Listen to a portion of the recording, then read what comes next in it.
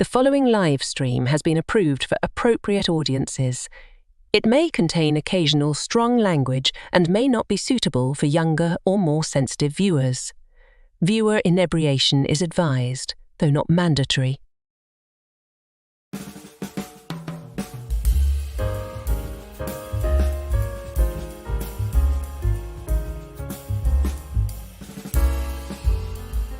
Good evening, happy Friday, and welcome back to Last Call, where when the alcohol goes in, the stress of the week must go somewhere else. And tonight, thanks to a suggestion by our resident chief bouncer and Last Call partner, Netter of Netters Network, we're going to be talking about alcohol, spirits, cocktails, and other such adult libations. It seems absurd we haven't focused on this topic before, but here we are. So more than ever, top off your glasses, tell me what you're sipping on in the chat, and get comfortable as we talk libations until last call.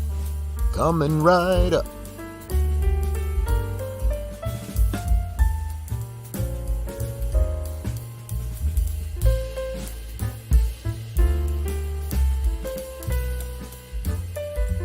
Last Call is streamed before a live audience.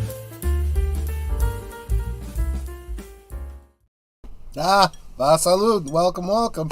Glad to see all of you, boy. Yeah, even if it had been a brutal week, I'm just glad to get together with all my friends, including first up tonight, FKHC 2005, sometimes known as Tim. Time to drink. It absolutely is. So glad you are here. And he is suggesting a Three Stooges watch party, maybe a regular thing.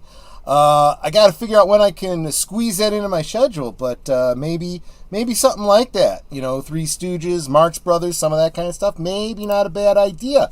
I can see that Mark Malnikoff is up for that. Nyuk. Certainly. Welcome, my friend. Kapla. And, of course, Curtis Selby. You're a tired blogger, and you're raiding my stream, and I absolutely appreciate it. You are one of the best. You absolutely are. Just like this lovely bird lady of YouTube, Connie Cleary. Salute and welcome. And there she is, Lady Myst, dropping the flowers and encouraging me. Welcome, Lady Myst. Always great to see you. And Netter of Netters Network. Love you too. Let's get her in here. This is your topic tonight, Netter. I guess it doesn't make a whole lot of sense for me to ask what made you think of it, but maybe what made you think of it now as opposed to at any other time. I think on like your last Friday night, last call, you had said something and it just triggered, like, I don't know, maybe you were talking more about your drink or something. Maybe. And it was like, hey, he's never actually talked about it's true. Drinks. Other than the drink that I'm sipping on, and as a matter of fact, speaking of which, the drink I'm sipping on right now is, of course, a brown Mumbler. It is brandy, dark vermouth, and a little bit of cola. But in this case, the cola is a Diet Dr. Pepper, and the brandy is actually. Oh, I just realized it's off camera. Let me see if I can adjust my camera slightly. Yeah, there you go. Is a, what is it called? It is a Starlight Distillery Blackberry of Indiana.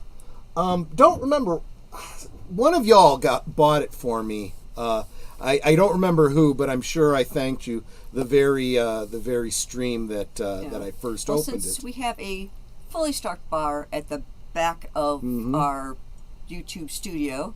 Plus, we got the Canarble Wagon upstairs in my library, because that's where it lives. It's like, you know what? Why not talk about the drinks that you like, or drinks that maybe you haven't tried yet, but you want to. Absolutely. And like different ingredients and accoutrement that goes with them to be able to make them and that sort of thing. Absolutely. So I'll talk a little bit more about Brown Mumbler later on when we get into the stream. Y'all saying hi to each other, which I super appreciate. And of course, David Pensak. Thank God it's Friday. Let the last call with Troy Pacelli whisk you away. Good evening, Troy. Yes, good evening, David. Good to see you. Let's see. Again, saying hi to each other. And there's the guy I was looking for. Greetings, programs, says Trey of Max World Entertainment. Welcome, my friend. Are you in the middle of a stream yourself? I super appreciate you being here. Always encouraged for you to stop by and have a drink with us. He said he needs to speak with his main man, his brother Troy. Welcome, my brother. You are awesome. Yes, we know this be my brother Trey. Thank you. And salute to Deleted Scenes. Well, maybe a little late, but that's not bad. At least I am, let me double check. At least I'm live this time, unlike Monday, where we got 20 minutes into the show, only realizing I hadn't started the stream yet, and I'd been sitting here talking the whole time. JPRPH1, welcome, John. Good to see you, my friend. Let's see. And good.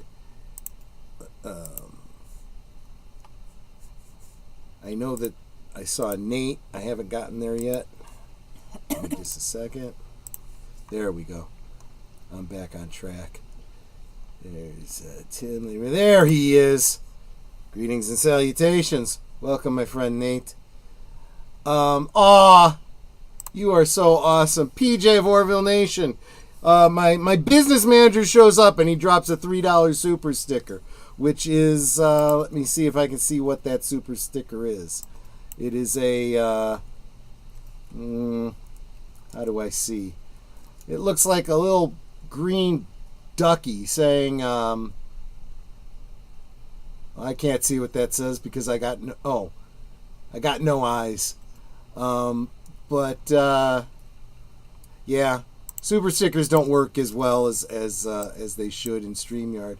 But then there's $10 from Curtis Selby. Thank you so much, my friend.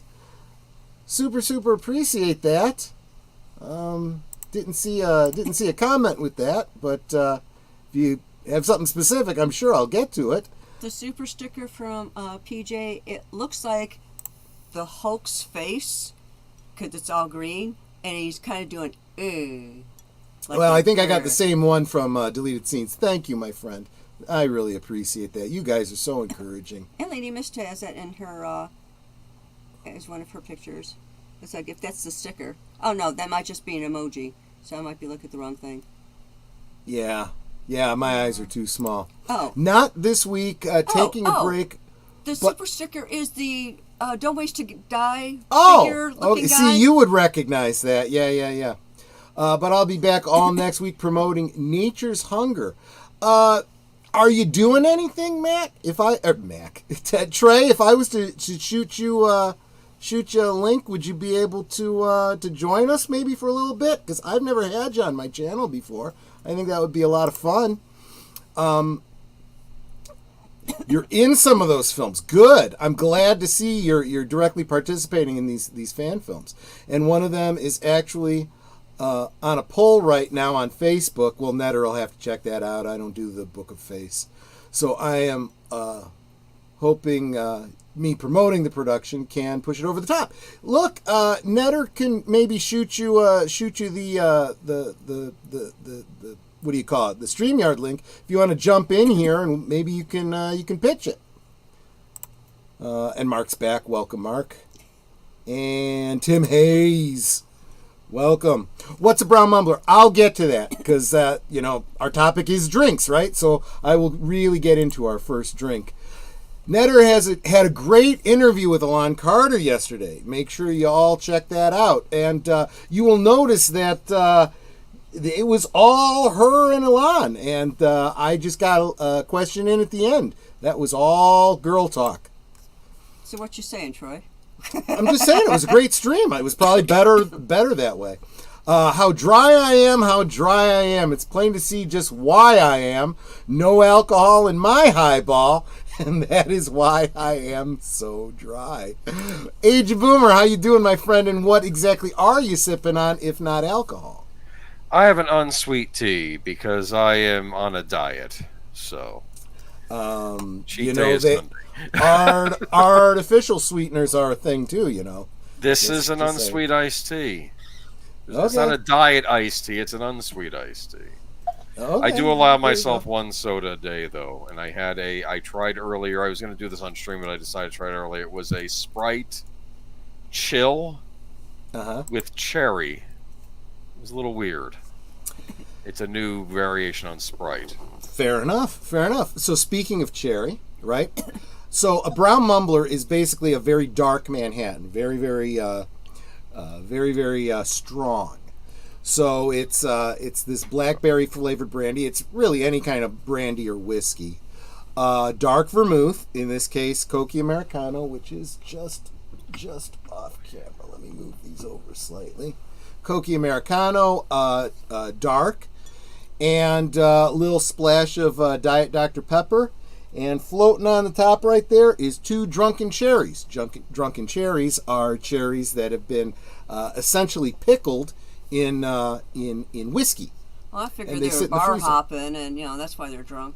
Well, there's that. I keep them in the freezer, just cause you don't have to. It's shelf stable because it's just sitting in whiskey. But then they're cold. They're nice and cold. Very cold. Yeah. Which helps keep your drink cold. And normally I don't use ice, but my brandy was warm, so I'm using ice tonight. Don't anyone tell Michael French. He'll give me guff about that.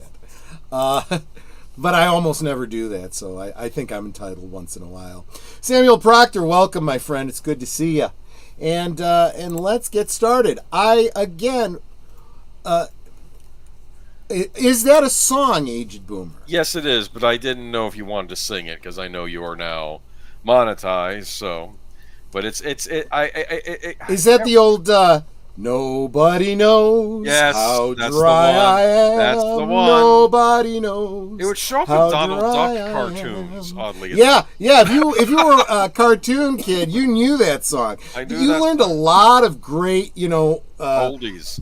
Boomer, pre-Boomer, Greatest Generation this is like World references. War II generation. Yeah, Greatest Generation references from those cartoons. It's also where most of us learned the opera, right? The Marriage of Figaro and the Barber of Seville and everything of What's the Knots. Absolutely. But yeah. We sold our cow. We have no need for your bow now. There you go. There we go. That might be more of the lyrics. I don't know. I actually watch.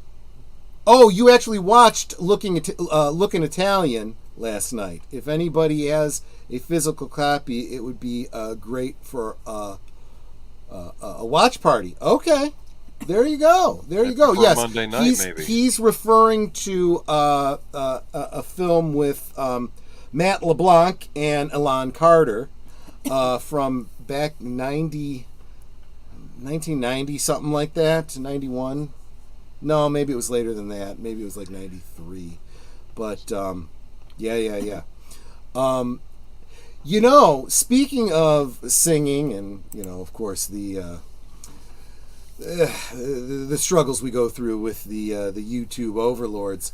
I just recently figured out, because I was kind of at the mercy of 94. Thank you very much, Deleted Scenes. I think Elan appeared in Playboy in 93, and then she did that film in 94 with Matt LeBlanc, where apparently she gets shot. Yikes. Like a lot. But, Italian. Oh my goodness. But, if you're an actor, you wanna be able to say, hey, I had a good death scene. That was what the plot of that movie FX was, right? They went to a Hollywood effects artist. We want to make it seem like this mob boss that's like going to be in the witness protection program gets shot up. They're trying to fake a mob hit. so the mob thinks he's dead. Do you understand? Which, in a way, is kind of like the denouement, the trick ending, so to speak, of the Sting. That's one we absolutely need I've to never do seen a watch it. party of. Oh, well, I just gave away the trick ending. You know, Why'd but you do that to me, that's, man? That's kind of like telling the ending of Planet of the Kong Apes. or It's Planet like of the Apes. if you don't already know the ending of you know, even if you haven't seen it, come on, this is a pop cultural reference. Everyone knows how whether you saw it or not, how Old Yeller ends. They know how. No. Don't Yeah. bring that up. See. You know how the dry Sting eye in ended. the house. You know how Butch Cassidy and the Sundance Kid ends. Thelma and Louise, which is basically just ripping off Butch Cassidy and the Sundance Kid. You know. But Shane. yeah, Shane. There's another one. Right. I love this bit of trivia from Mark. Highball, a type of railroad signal. Colored ball, when raised fully, meant just that. Clear to proceed through a junction. The drink took the name from that. Yeah, and you got to think the history of cocktails is absolutely brilliant. There's always a great story, and it just makes perfect sense. You know, when you find out, it had to do with, you know, the steel workers, or it had to do with railway workers, or miners out west, or whatever. You know. Do you know what one of the most popular drinks in California mining towns was? What? You won't believe it. Champagne.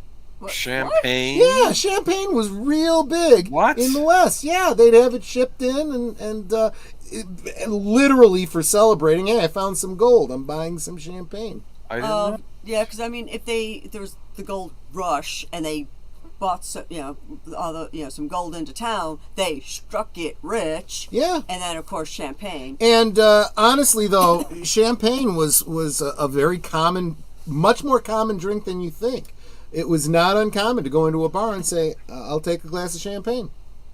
They usually had a bottle already opened, and it was done before it went flat, and then they'd open another one when someone called for it. Samuel's got some news. Just put in my first roll of film to be developed. I'm getting into film photography. Oh, wow. Nice. Let me tell you, so I got a little bit of a film story too. So Netter and I, we've told you guys this. Trey, seriously, let Netter know if you want in. We'd love to get you in here. You have a drink with us, and you tell us about your fan film that you're appearing in.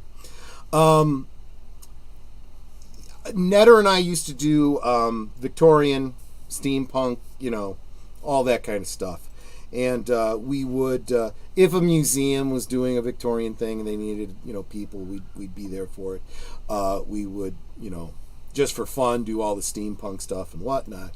And there was one convention we went to where a guy was doing tintypes. You know, old-fashioned, take your picture with the hood and the big box and everything. And then he'd take the big plate away to a lab he had set up with noxious smelling chemicals. I don't know how this guy wasn't brain dead by the end of the weekend.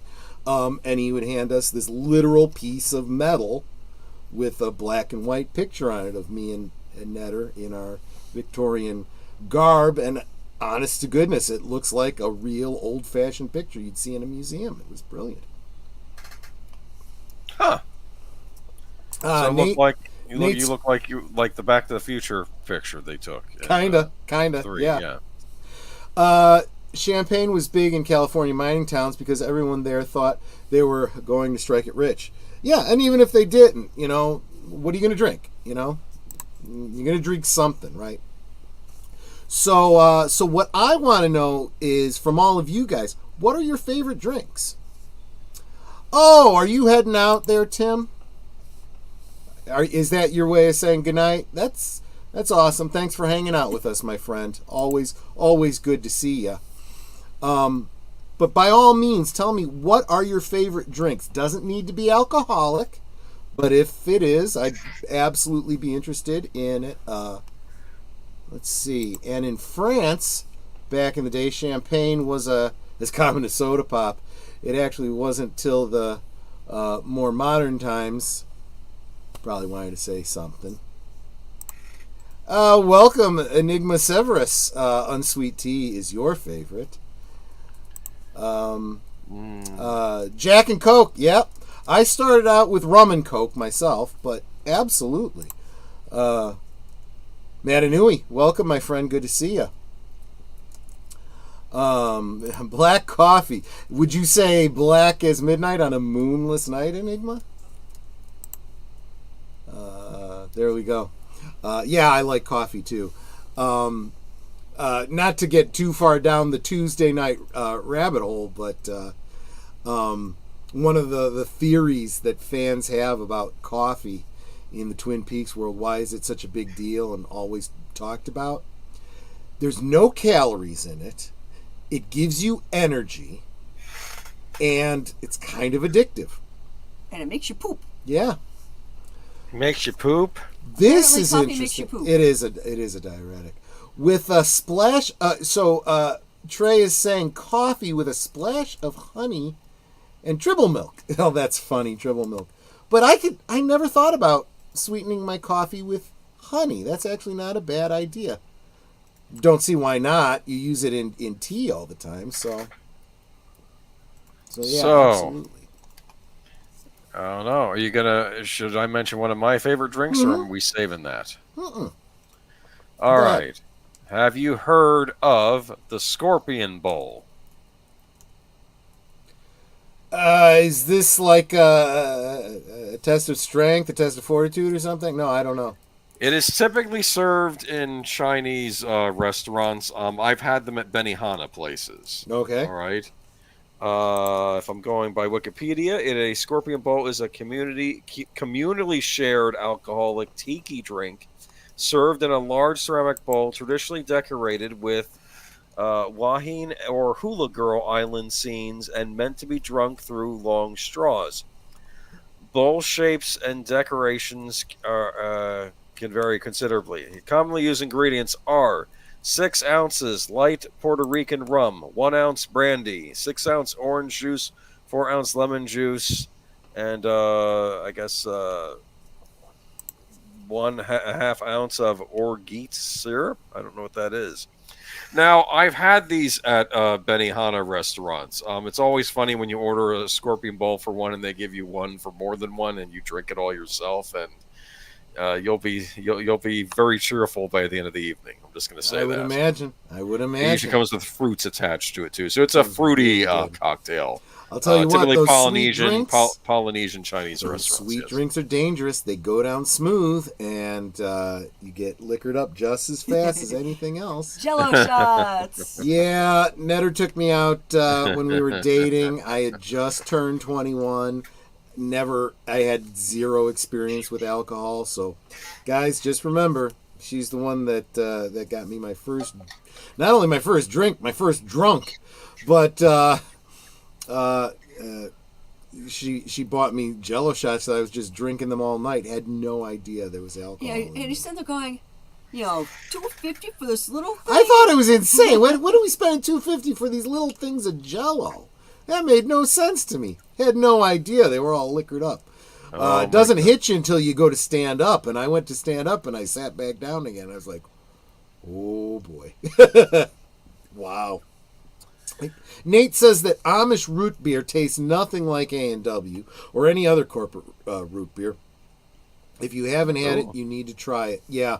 Let me tell you something about sodas, soft drinks in the United States. First, they're all sweetened with high fructose corn syrup.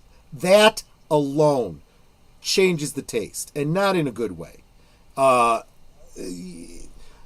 not going to get into the science of it, but there's these pressures and chemicals and stuff. High fructose corn syrup is not good for you. You can say calories are calories, but that's not true. That is not true. Calories you get from high fructose corn syrup and calories you get from sugar, even if they are the same number of calories, you metabolize them differently. And honestly, these artificial foods that the government's pumping into us, high fructose corn syrup, trans fats, seed oils, all these things that in other countries are banned and illegal. That's why we are the way we are. But be that as it may, there's something else that's in Amish root beer that is not in like A&W or any of the corporate root beers, and that's sassafras. The actual root of sassafras is where Watch your mouth. Is where root beer gets the root part from, and nobody uses that. Just like Coca-Cola has no cola in it at all. What? Used to be cola extract. Now it's all artificially flavored with caramel color. Yep. But if you go down to Mexico, real cola and real sugar. That's why it tastes so different. Yep. Oh, White Russian. Yeah, Connie, you bought me a White Russian one time. It was the first time I'd had a White Russian because of you, Connie. That was a good drink. It was a very, very good drink. Honey helps with antitoxins and strengthens the immune system. Yes, it's absolutely true. There are antibiotic properties to honey. Not raw honey. Now here's another one. Living in the United States, fake foods. You got to make sure that not only is it real honey and not flavored high fructose corn syrup. Yes, most of the honey that you buy in the grocery store is just high fructose corn syrup. But it needs to be raw honey, and most of the actual real honey you get in the grocery store is, what do they call it? Pasteurized. So you want raw honey. That's something else that you can get from the Amish or from your local beekeeper. And let me tell you something. If I'm going to put honey in any of my drinks, it's going to be real raw honey. Yeah, it's great for the vocal cords. It's actually the best thing that you could take for a cough. It's better than any over-the-counter cough medicine, as long as it's for anyone over the age of 1 year old. Because under 1 year old, you haven't built up an immune system, and there are some bacteria naturally occurring in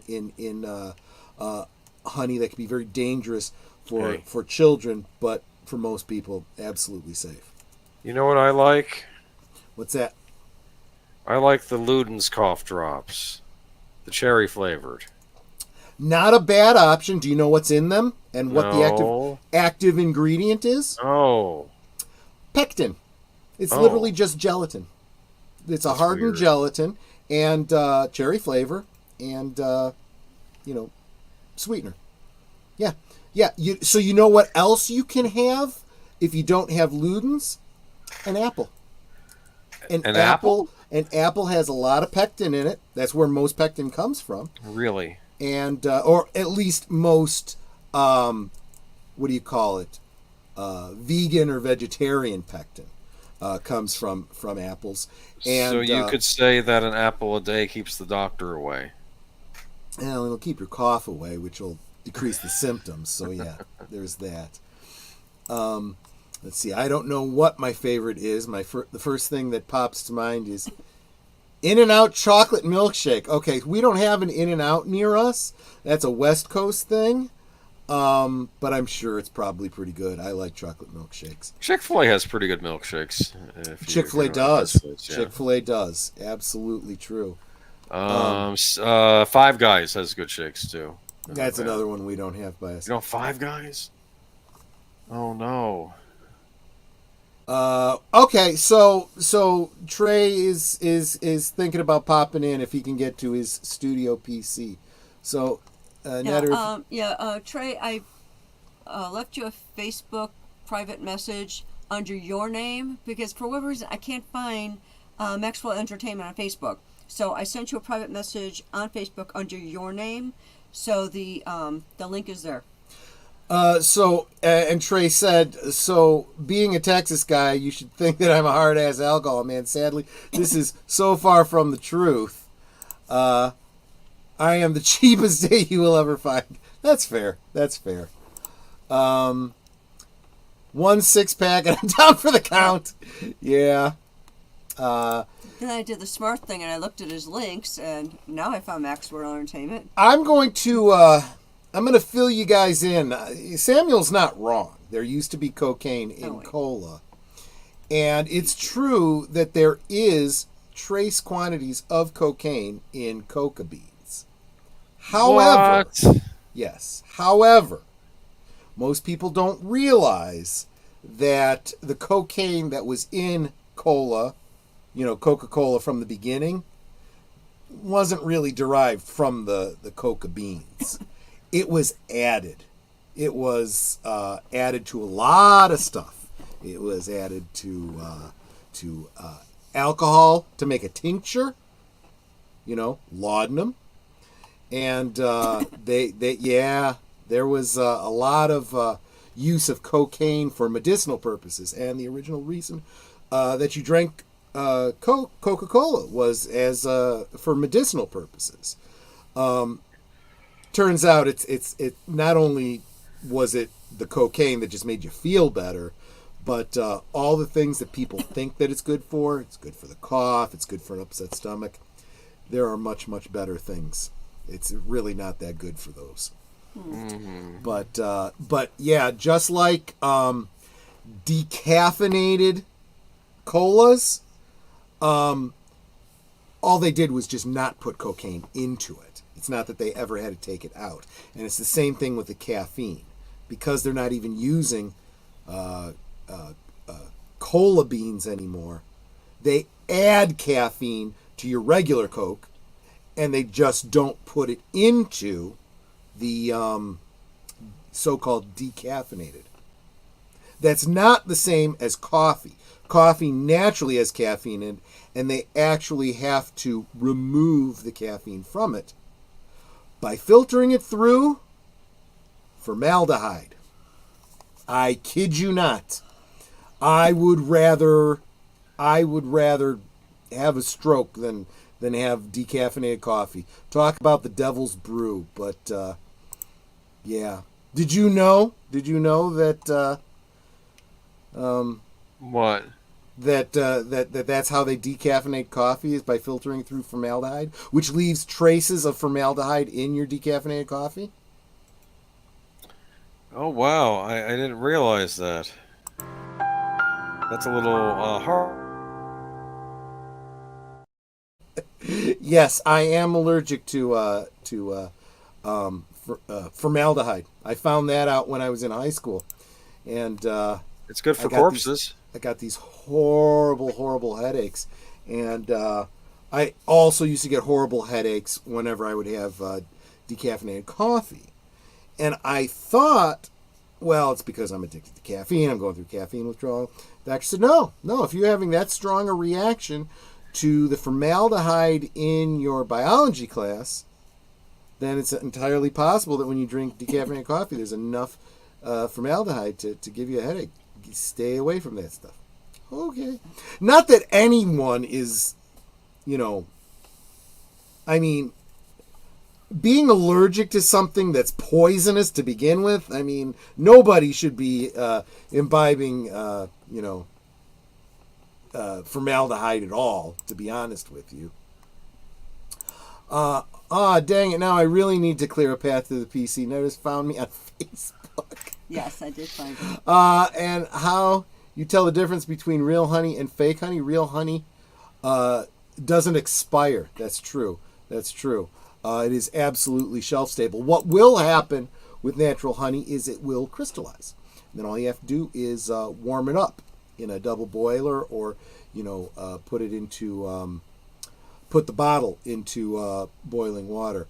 However, make sure you're getting it in a glass container and not a plastic container. Because if you have it in a plastic container, those BHPs will leach into your honey, which is not good.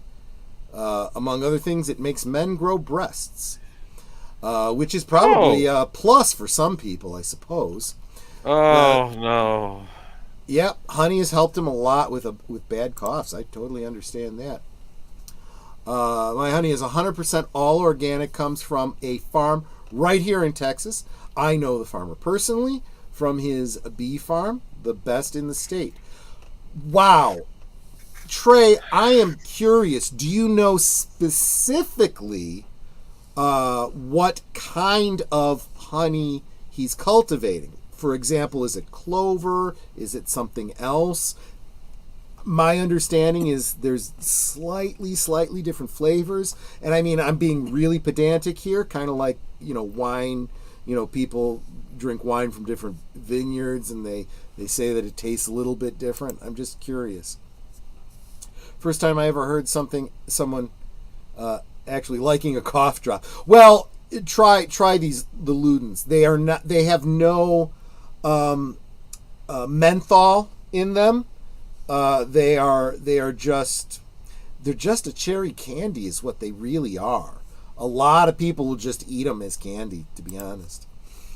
Go through half a gallon a week just for my coffee. Yeah, it's not a bad thing. I mean, if you're going to get something sweet and some sugar, that's probably the healthiest way to do it. But then again, I drink a lot of coffee. Well, yeah, there you go. Oh yeah, you guys are talking, working things out. That's because I got rid of it in early 2003. Okay, you guys are still talking about the computer and all the what's nots. If I ever drank any alcohol, it'd probably be done after a sip that hasn't been ingested in my direct family line for 7 generations. Okay, fair enough. Back in the 70s, Aged Boomer might remember this, about around here, RC Cola, that's Royal Crown Cola, had enough cocaine in it that if you drank a 6-pack, people were getting high. They made them pull it and reformulate it. Boo! It's fine. And am I missing someone? Mariko Tamaki has entered the stream? I didn't see that name either, so unless it's... Oh no. It must be a reference to something? Yep, it will crystallize. Just heat it up with warm water, but do not put the jar in a pot of boiling water. Otherwise, it will destroy... Yeah, okay, you're right. I did misspeak. Because that is exactly what pasteurizing is. And that's exactly what you don't want to do. You don't want to kill the natural probiotics that are in it.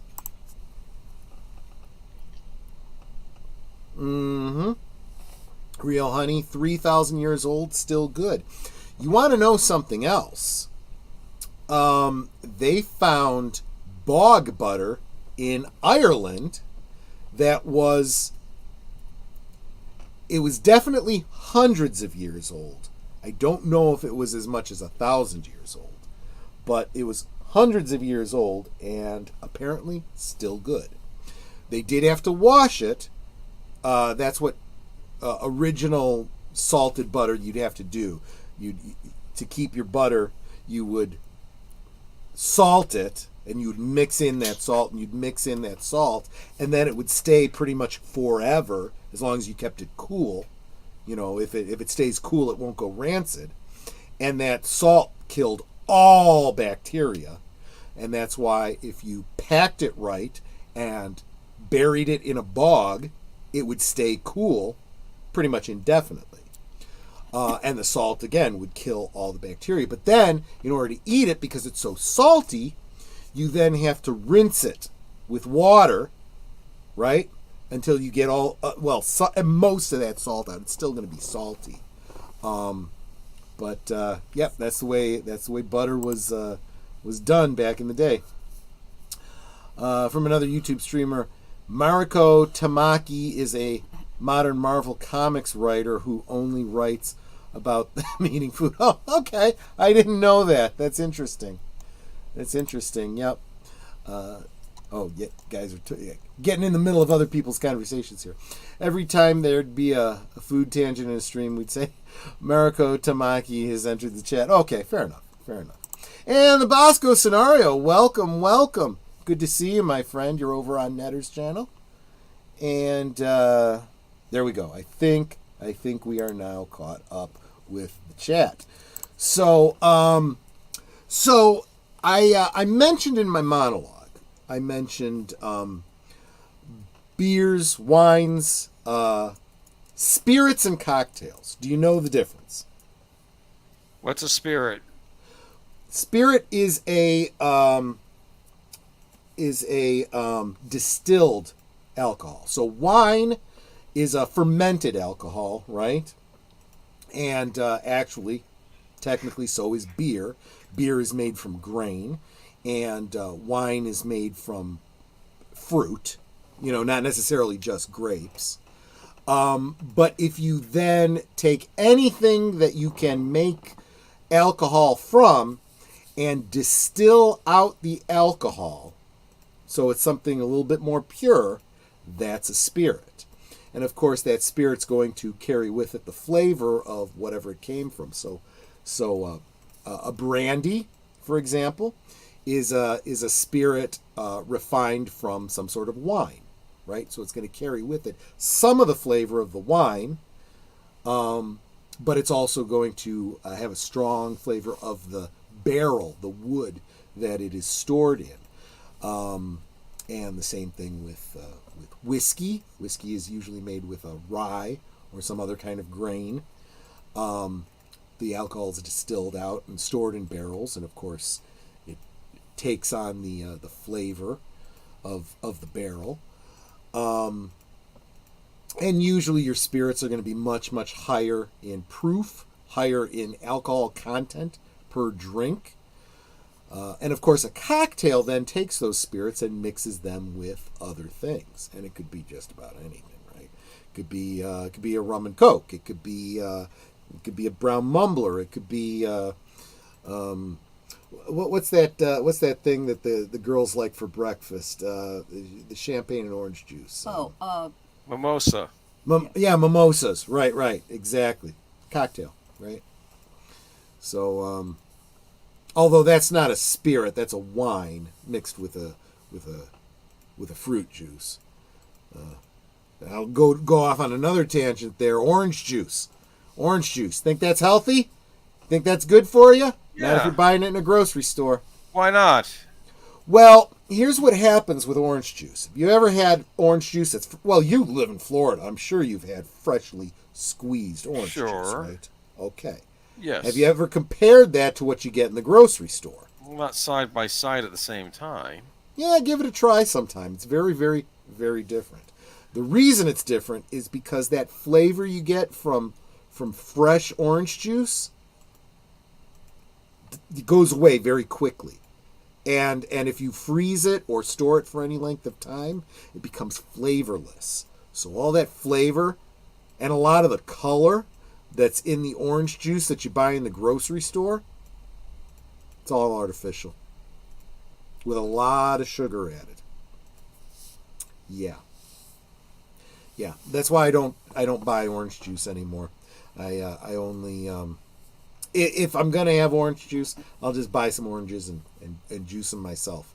And yes, it's a lot of work, and you don't get a lot of juice out of it. It is a premium commodity, and if it's not worth the effort, then don't friggin' do it. That's how I feel about it. Welcome, Stardate Trivia, Captain's Log, Stardate 202428.06, attempting to make contact with the USS Last Call, captained by Troy, his number one netter, and his chief engineer, Aged Boomer. Permission to come aboard. Always granted. Stardate Trivia, always good to have you here. There will be a stream in the not too distant future that will also be an alcohol stream, but it'll be all Star Trek drinks. Star Trek? Absolutely. Starting with a taste test of two different kinds of Romulan ale. And I want to say hello to Sashi. I was just getting there. I see it's a non-halal stream today, I suppose. I suppose that is the case. Yes, because if you are Muslim in faith, you will abstain from alcohol. Which sometimes religion and doctrines are not, it's not good to look at them under too tight a microscope, because you start to go, technically, any time you ingest any kind of sugar, it turns to some trace quantity of alcohol in your system. So how much is too much and how much is, you could scramble your brain going that way, saying hi to each other. Good to see you guys. You guys are awesome. So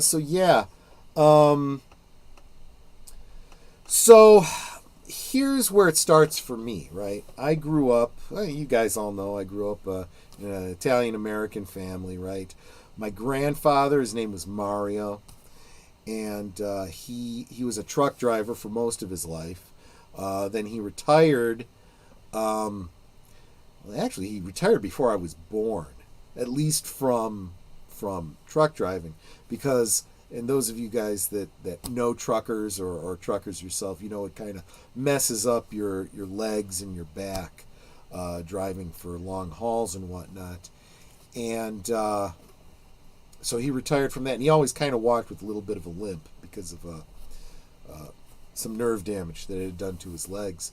But he retired from that and started working at a gas station near his house in Westchester, Illinois.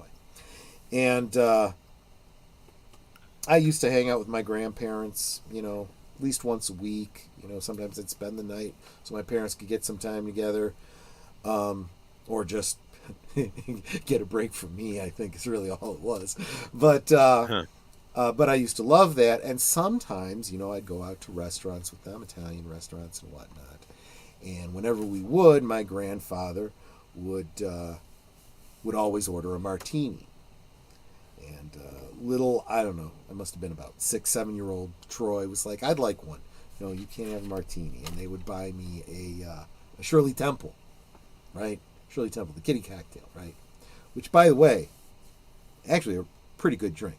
I mean, it's tasty as like soft drinks go, Technically, it's a cocktail, right? No alcohol, no spirits in it, but it's a mixture of drinks, to drink socially.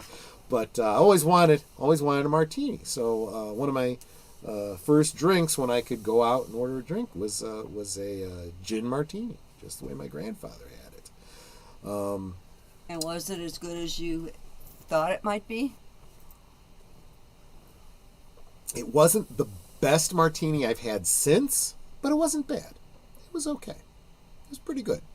I mean, there are certain drinks that just sound really good. Yeah. And then you have it, it's like, ugh.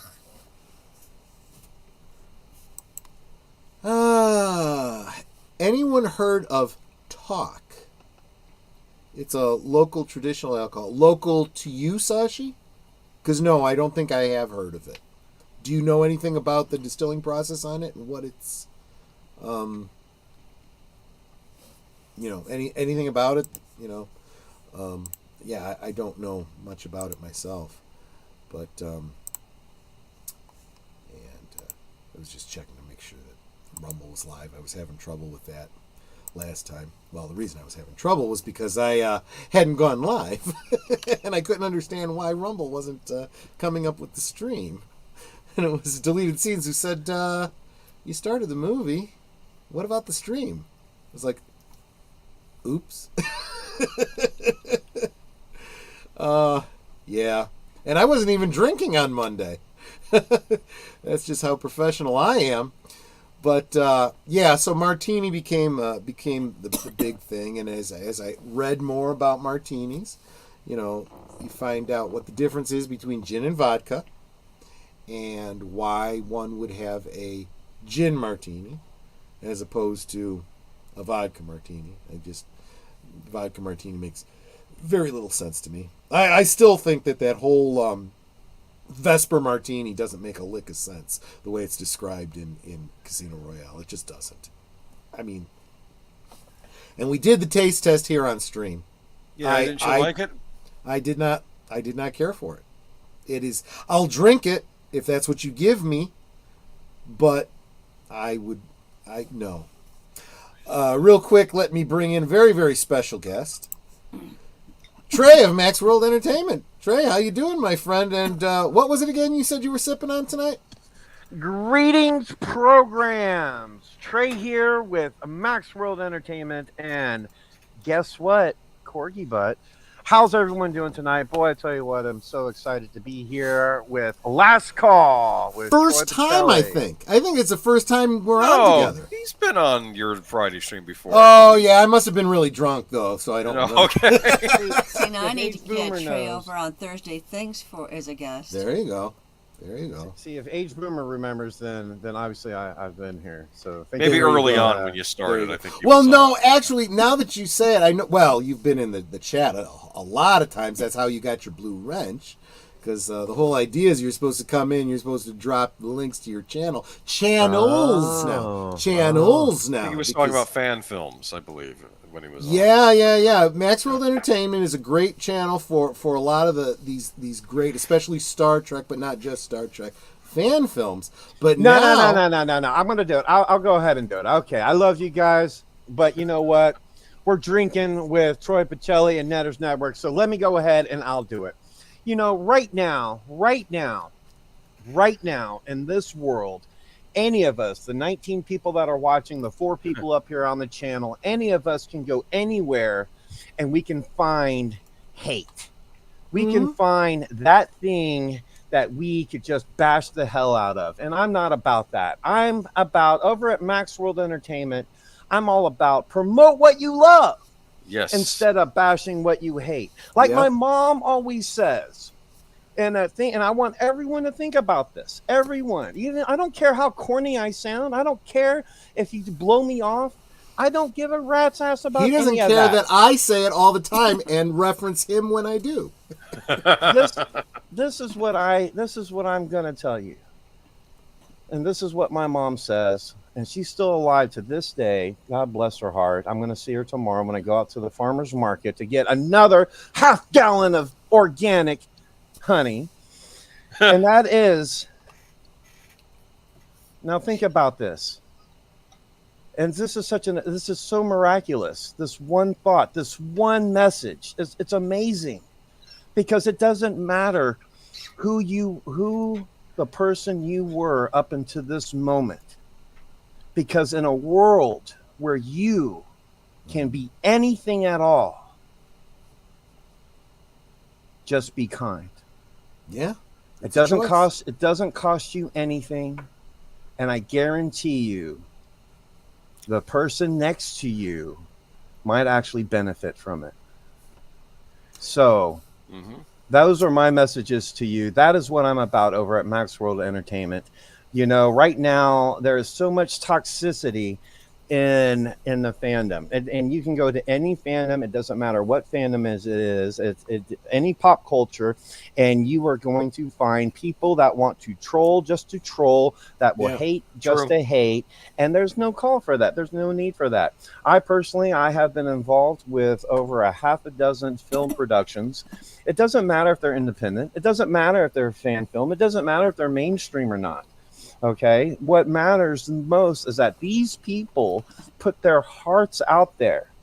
They are passionate about the cultures and the topics and the films that they choose to represent, and they put their heart and soul into it. Sometimes at the cost of their money, sometimes at the cost of relationships and friendships, but they do it. And then when they're finished with their product, they put themselves out there for you to judge. Now, I ask you this. Who are you to judge them? Have you done what they have done? Have you walked a mile in their shoes? Absolutely not. And if you have, then kudos to you. And then you should know how hard it is to do what they did. So what I do is I I am all about promoting the little guy. I'm all about promoting the underdog. I'm all about trying to remove that toxicity, because I can tell you right now, the moment my live stream ends, you'll just go somewhere else and you'll find that hate that you've been searching for. And that's wrong, because you should be searching for the things that you love, and you should be wanting to talk about the things that you love, because I guarantee you it's the things that we all love that we have more in common with than we realize. Sadly, you don't even have to look for it. If you just let YouTube take you to the next video, or just click on any This random is true. video, it's going to be pretty negative. Probably. And I know I'm up here on like a soapbox right now, and this, that, and the other, and I apologize, but no one, I feel like, really truly knows who I am. I know Troy talks about me sometimes. I know Netters talks about me sometimes, and that is just a testament to the amazing people that they are, to the good-natured souls that they have within their bodies, that these people would want to show me, an absolutely nobody on this platform, any kind of respect or love. So, thank you to them, of course, for always, like waving my flag. But since this is my first time, Troy and I I'm remembering, right? Troy and I are just going to ride with that. You know what I mean? We're just going to. No, that's fair. That's fair. I think I know the answer to this, but I will post the question. Nate is asking how many kids you have, because you talk like a dad. Oh, well, I don't know if that is good or if that is bad. He means it as a compliment. I know Nate. But sadly, for whatever reason, the good Lord did not think that, or seem fit that I would be a good father. So sadly, I have none. I have no children on this planet. Dude, you and me both. Let me tell you. I mean, I just my dogs are my kids. No, absolutely, my dogs are my kids. Like 100%. It's funny. I found myself at a point in my life where the only friend I had was my dog, and my best friend. He saw me marry my other best friend, that I've been with, happily now with for 20 plus years, 22 that she likes to remind me of. Congrats. Well, thank you. But no, I do not have any children. My pets are my children. That's why I highly encourage each and every single one of you, if you love dogs, then please check out my other channel. Guess what? Corgi Butt. And I promise you might find a short video that might make you smile. Let me tell you something. There are a lot of channels that have, the shorts and whatnot, and you just watch all the shorts of their pets and whatnot. And they're great channels. Nothing against them, but that's what I love about Guess What? Corgi Butt. It is a great channel. And corgi, corgis, Everyone likes corgis. In fact, I'm not entirely certain. This isn't a corgi, right? This is. No. Anyone know what kind of dog this is? No. That's a. What is that? It's not a. It's not a King James. It's a. It's not a Shih Tzu. It's I've seen them at the dog shows. I can't think of the name though. Yeah. It's got one of those sheepdog. I have to look up the. It's literally not even a knee high. I just got it from Etsy. It's shh, don't tell. Well, I'm not even going to say who it's for. It's a Christmas gift for somebody. But I'm putting together some custom Mego figures for a friend of the channel, and that's going in with them because reasons. After Christmas, I'll tell you guys all about it. Corgi is a Welsh breed, right?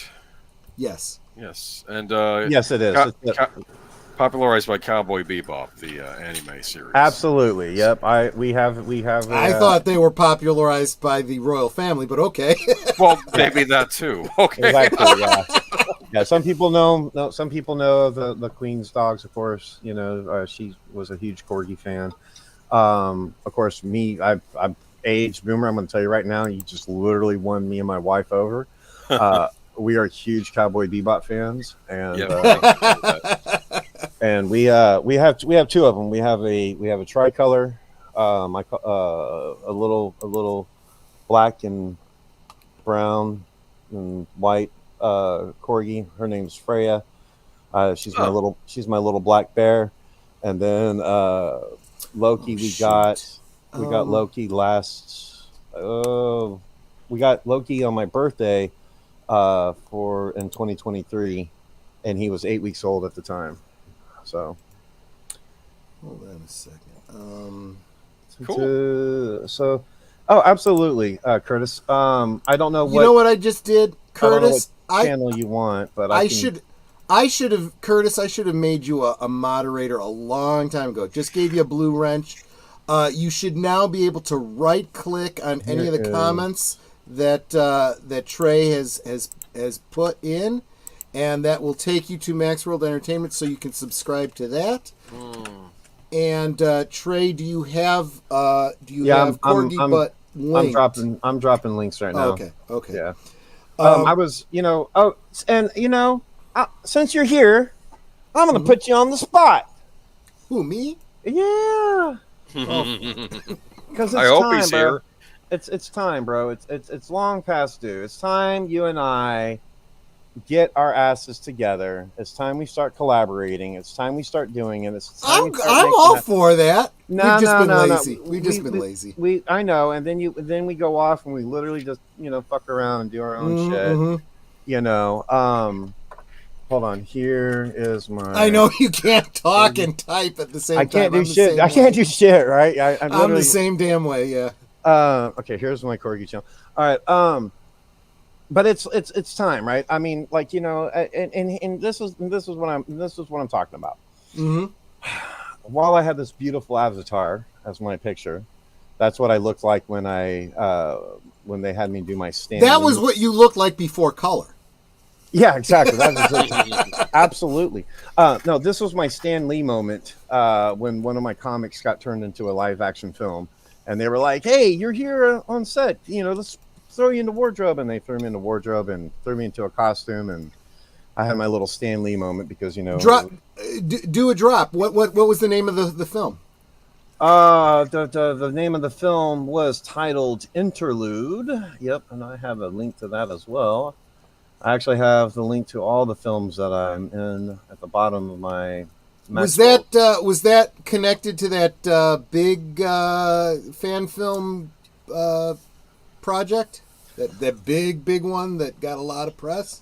So what Troy already knows about. I'm not bringing things up because I don't know what you want and don't want brought up. Yeah. No, I appreciate it. So what Troy's trying to is alluding to is I used to be a part of a fan film production called Axonar. Right. And I'm the guy that made the comics and all that. Good stuff too. Thank you. What I did not know at the time was how toxic, we talked about that word earlier in the live stream already, how toxic the showrunner truly was, and how bad he really was. And a lot of us that are even like really big fans of what he's done are saying the same thing. Well, I mean, being a fan. Mark Malnikoff, are you still in the chat here, man? Okay, are you hearing this? Real quickly, and I need to point this out because I think it's important. Please. Being a fan and looking at the Axonar situation from the outside is one thing.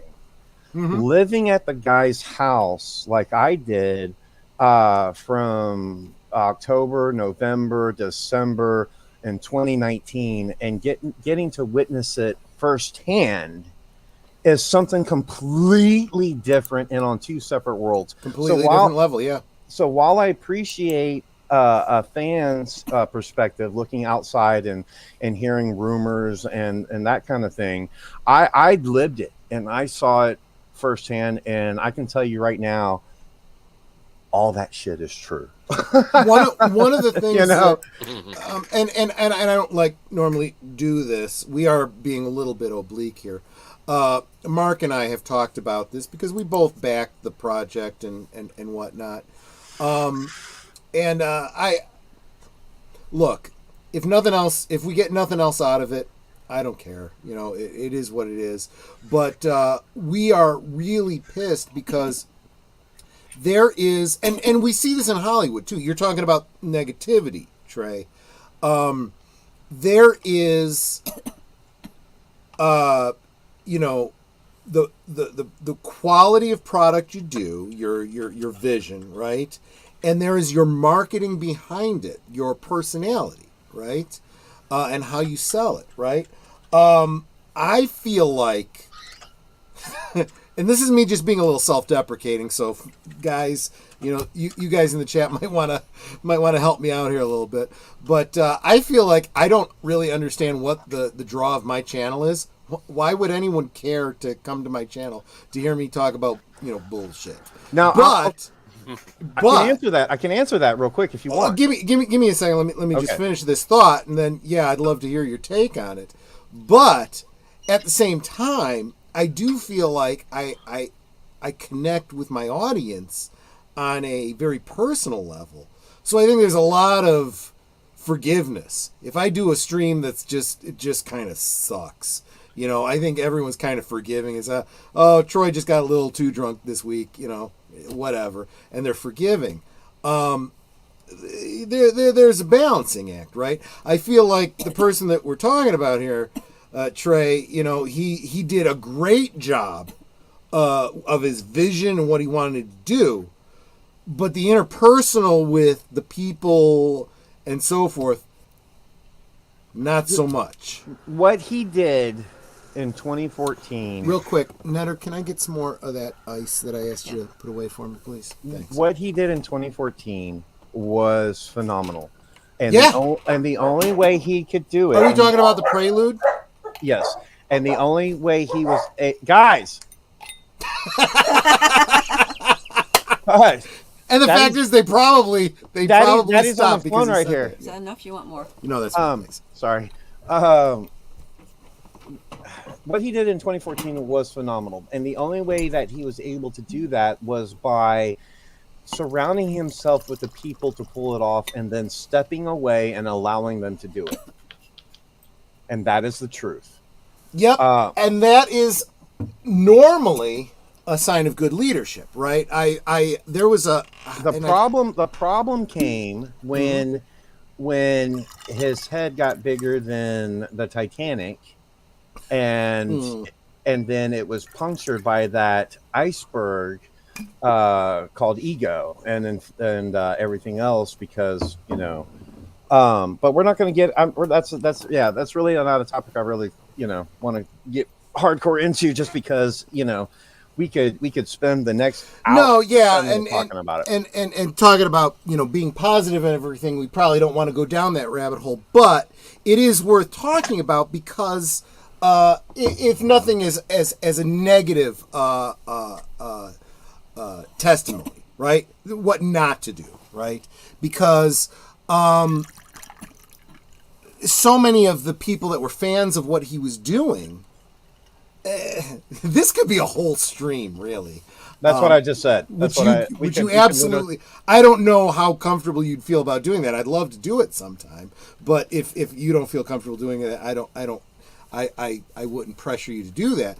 But what he did had the fans fired up, but he got very antagonistic of the IP holders. He got greedy. He got greedy. Very okay, selfish. Greedy. I was being a little bit generous, but you're no. right. Like I said, I lived it. I was there. Okay, fair enough. One of my really good friends at the time was in a lawsuit with him, and while I was at the studio working out of the studio, I found and was holding in my hands the reason why my friend was in a lawsuit with this person. I cannot go into more detail than that. No, of course not. But think about what I just said. No, I get you.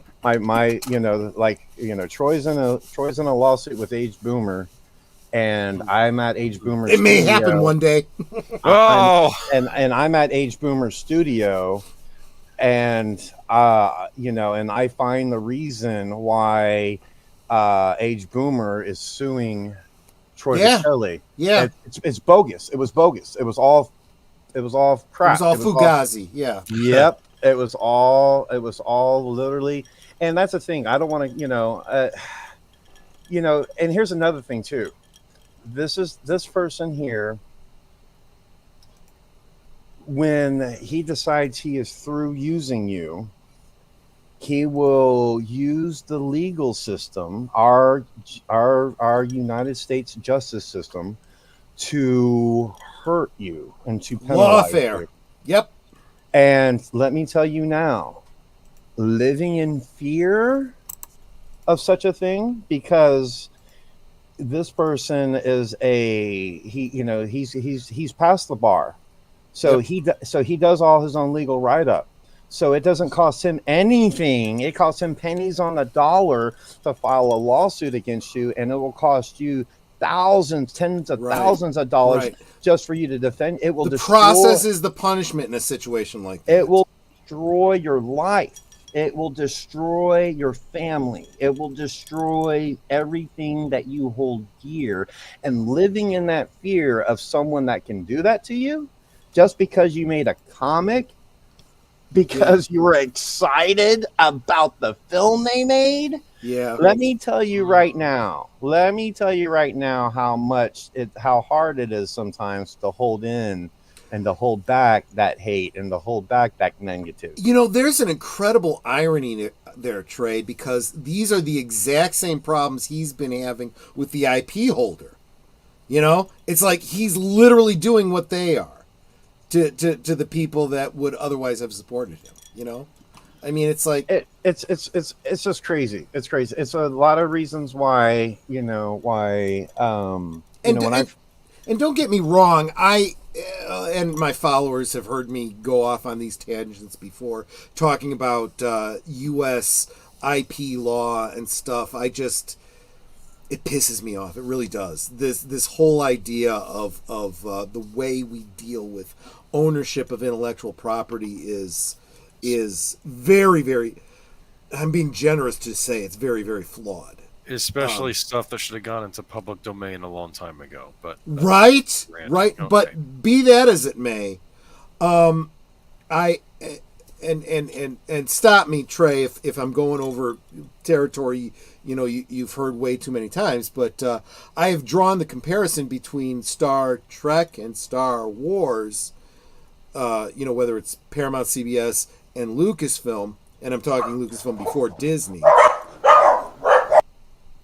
and how they dealt with their IPs.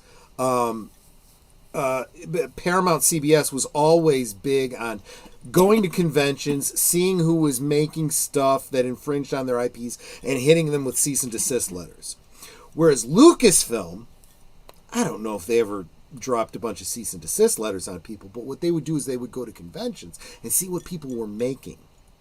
And then they would go to their licensees and say, these guys are selling lightsabers for $300 and they don't do nothing. They're just, replicas in plastic. Can you make this with electronics for a reasonable price? And Kenner or whoever would go, oh, hell yeah. And for, $20, they'd put out this plastic thing that made whoo, whoo, whoo sounds, and, I mean, so the fans react to that by going, I want a phaser. I want a costume. I want this, that, and the other. And they start making their own stuff. Because what choice do they have? They're not getting it from the IP holder. The IP holder seems allergic to making money. Wow. Can I ask you a question about that, Troy? I was at a Star Trek convention, as I mentioned before, like when I was younger, and they had like these really cool tricorders that looked like exact replicas. Those were not made officially. Is that what you're saying? They were made. Well, I don't know what you saw. Okay. I mean, it depends on when you went, because it was back in. Go ahead. When? I want to say maybe it was 89. Okay, then no. During first season of TNG, that's when I went. Yeah. So here's the thing. Up until that point, wow, there were no licensees making that stuff, so fans were making their own stuff using vacuform and their own electronics, and they were charging like $300 for a phaser or a tricorder or whatever. It looked really nice. That's probably why it cost. Yes, it did, because it was a fan doing a boutique style prop replica. But eventually, after Next Gen kind of took off, you had companies like Playmates and whatnot going, hey, we could do that. And then they would put out, the Next Gen tricorder for like $20. Well, what are you going to do? You spend $300 on that boutique thing at a convention, so-called bootleg, or you're going to spend $20 on the Playmate and call it a day. And then what a lot of fans would do, they'd buy that Playmate tricorder, and then they'd like drill into it, and they'd add lights and stuff to it to make it even better, But as it was every bit as good or better than what they were already getting at the convention. I'm gonna try to do something. I'm gonna be right back. Okay, no, fair enough. But that's what I'm talking about, man. It's like the fans. When we say the fans are doing the best work, they're doing it out of necessity sometimes because they don't get the stuff that they want, right? Look at the costumes. The cosplayers are doing incredible work, making friggin' Iron Man frickin' armor, right? Out of foam and stuff, right? What company is making that, right? And there was talk for a long time about Paramount CBS going to conventions and saying, anyone that comes in with a costume that doesn't have a label that's licensed, they're not going to be allowed in. And I said, the first time that happens to me, I will tell them, okay, tell me where the Paramount booth is that's selling this costume, and I will go buy it. They're not? Then you're leaving money on the table, and fuck you. And did you just join on a different ID or something? I'm confused. You're here twice, Trey. Real quick, I want to thank Disney Sheepherder for becoming a member. Thank you so much, Disney Sheepherder. And I haven't seen you in a while. Welcome back, my friend. It's good to see you. Welcome to the community, man. Absolutely. Right? All right, hold on real quick. I just realized I was doing something dumb. Hold on. Yes, I'm in here twice. Leave me in here twice. Hold on. Leave you in here twice? Or do you want me to remove the Mac black and white? You tell me what to do and I'll do it. He said to leave him in. I'll leave him in. I don't care if there's 3 of you here, man. The more of you, the better. You're awesome. And of course, I want to say hi to Rod Thunderheart. No kidding! Oh my gosh! Rod Thunderheart. Oh, it is an honor to have you here, my friend. Rod Thunderheart, real wrestler. And with a great channel himself, he's good people. He is a great supporter of many channels. Let me do the thing where I bring you in. Is this a Mandalorian helmet? Oh, that's awesome. Did you make that yourself or did you buy that? He can't hear you. He can't hear me. Oh, some of you guys probably know better. What is the blue color? What clan is that? Help me out, guys. I don't know. He's like, and there's more. Oh. Okay, now you can hear me. What, sorry. A pit droid! Dude, did you make that yourself? I made everything that you see.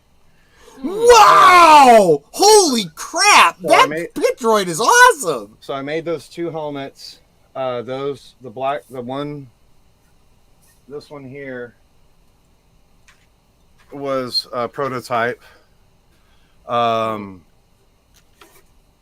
of course this does not go down. Sure. This was the second prototype. Because you were talking about, making that bootleg Star Wars stuff. Yeah. And the viewfinder goes down. Okay. Nice. Damn, man. Yes, I 3D print everything that you see. Oh, it's 3D printed. Okay. Yep. This is Phil. Phil. Yep. It's short for 3D Phil, 3D filament, and Phil. Oh, I get it now. Okay. and Phil, he's got 14 points of articulation, and he's actually 1 to 2 scale of a normal pit droid, because a pit droid stands at 3 feet or 44 or about 45, 46 inches and tall, and this guy, that's about 23 inches or so. He's literally 1 inch under a half. Do you have a piece inches. of glass in where that eye hole is that, or a piece of plastic? No. So what I did there, it's reflecting really cool. Yeah, so I used a different paint there because I wanted to give it, because like I said, a gloss paint. Okay. Gotcha. He's a prototype, right? Since he's 22 inches, I'm going to make a 1-to-1 scale, which will literally be like 3 feet tall. He'll stand pretty tall, but like I said, you were talking about making that bootleg. Also, you were talking about what I'm going to do when I make the 1-to-1 scale. You were talking about drilling in, right? Yeah. I'm going to drill into the 1-to-1 scale. And I'm going to give him a speaker, a camera. Holy cow. Yeah, no, that makes perfect sense. Yeah. So there's the, anyway, I haven't even debuted this guy anywhere. Not even on my. Wow, I feel honored. You chose my channel to. This is literally the first time I've debuted him. I mean, I've shared pictures on Facebook. So if you follow me on Facebook, I got to thank Disney Sheepherder. He just gifted 5 last call memberships. Damn, that means I got to update my closing credits. But thank you so much, Disney Sheepherder. You come in, you become a member, and then you gift some more. You are awesome. I have the best audience in the world. No offense to your audience, which I know there's a lot of overlap there, Trey. But no. And thank you for this. That was a perfect segue. Earlier tonight, you said. I'm not sure why people. I'm gonna remove your other. No, because I got to go back to that one. I got to go back because there's. Okay. Yeah, there's no. I don't understand why, but okay. Okay, so this one that I'm talking to you from now, I'm in my actual studio. Mm-hmm. There is no chair. It's a stand-up. You're going to go to the other computer. I understand now. Okay. Yeah, and now I'm going to go back to the work computer in the living room where I can sit down. Guys, you don't even understand the crap we go. This is the same kind of bullshit I deal with 2 computers trying to do the Monday night the movies. You guys have no idea. Sometimes the effort that goes into these streams behind the scenes. It's fun. It really is, but it's a lot of work sometimes. Do you want me to say who got those 5 memberships? Yeah, please go ahead and read them off because I'm too blotto to figure it out myself. That, and I can see the tiny. Sashi was gifted a membership. Sashi is now a member. John Pontelier. I'm too drunk to say it. JPRPH1 was given one. Yep, JPRPH1. Yes. Outlaw Bill was gifted one. Matt Cheatwood. Oh my gosh! Have I not been paying attention to the chat? I didn't realize that Outlaw Bill and Matt Cheatwood were here. Welcome, and guys. Logical Spark.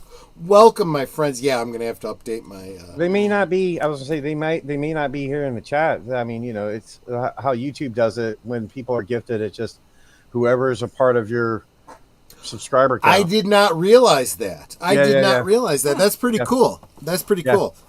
I thought you had to be in the chat at the time in order to. Mm-hmm. That's cool. Yeah. And do you still? I know it used to be, and it may still be this way. you have to set your membership on a channel to accept gift memberships. I'm sorry, what was that again?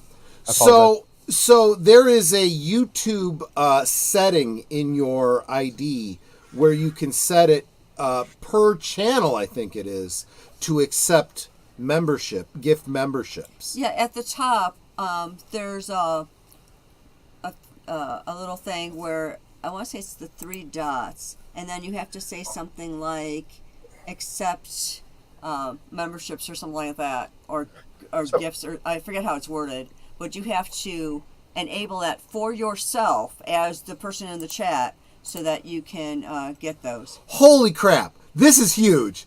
I just got a membership from Rod Thunderheart. Oh, this is awesome, Rod. Thank you so much. I am honored just because of who you are. He is.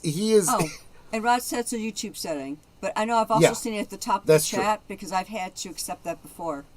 But there's a bunch of channels that I go to, and I set it to accept memberships because well, before I became a YouTube partner, as they call it, I couldn't justify as many memberships as I had. So I had to say, if anybody is giving away memberships, I'll definitely take a month of membership to whatever. And there's a bunch of channels that I became a member of because people bought them for me.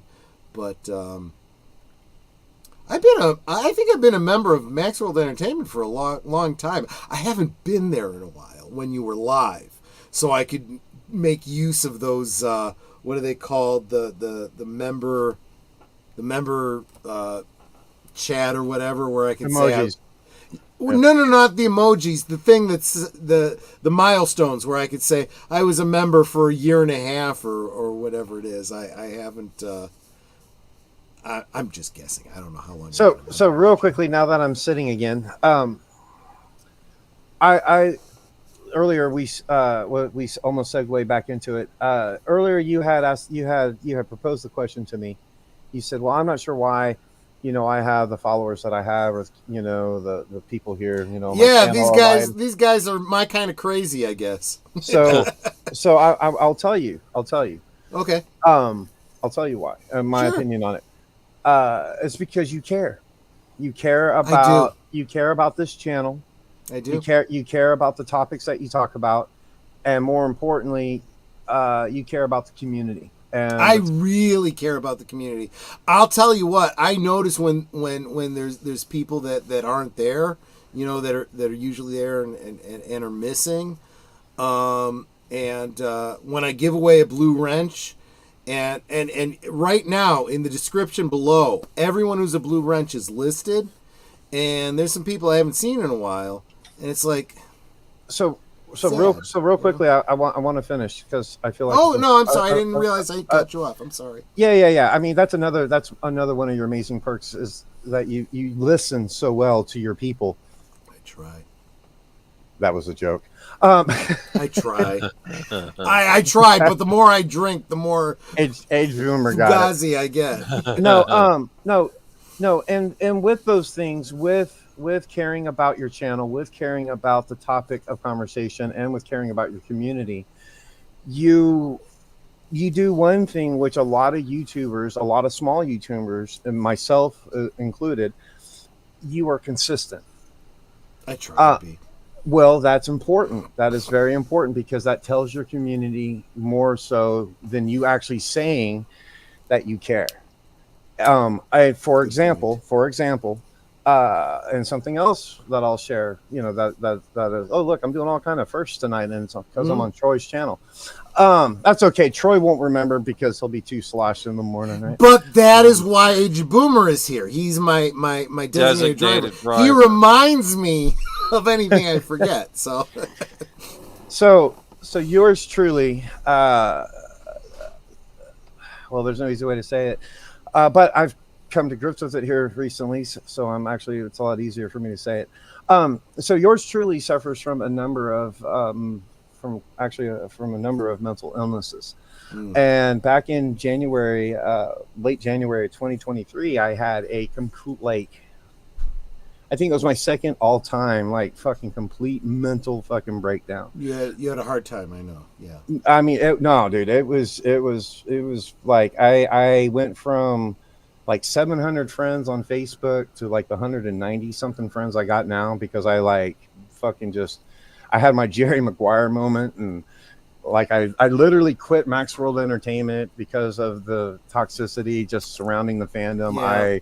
I left over 30 something Star Trek and sci-fi groups, and because I did all that, and it doesn't matter,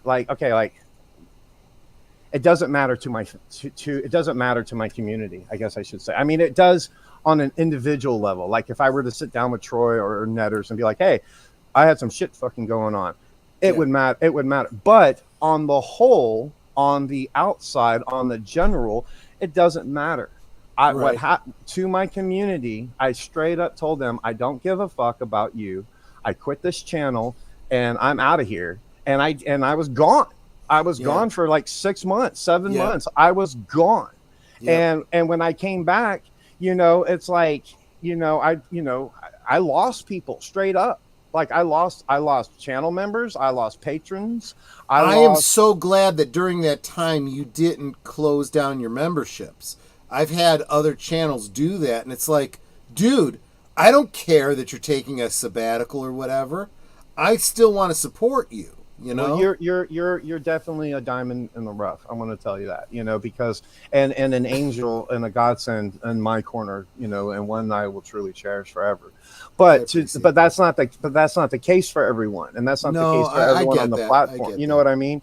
So what I'm saying is that I'm sitting here with a channel that's got 2,700 subscribers. It's like, who cares? It's like I've literally told this channel and the community, I mean, I didn't. It's not like I really did this, but I should have just gone ahead and told them 2 or 3 times in the last 2 years, hey, fuck you. I don't care. I'm out. You know what I mean? Yeah, and you know what I mean? I mean, I didn't do that, but I might as well have, because, at the end of the day, I wasn't there for my community. I wasn't there for the topic of conversation. I wasn't there to promote what I loved. I was too worried about the things that I hated. You know what I mean?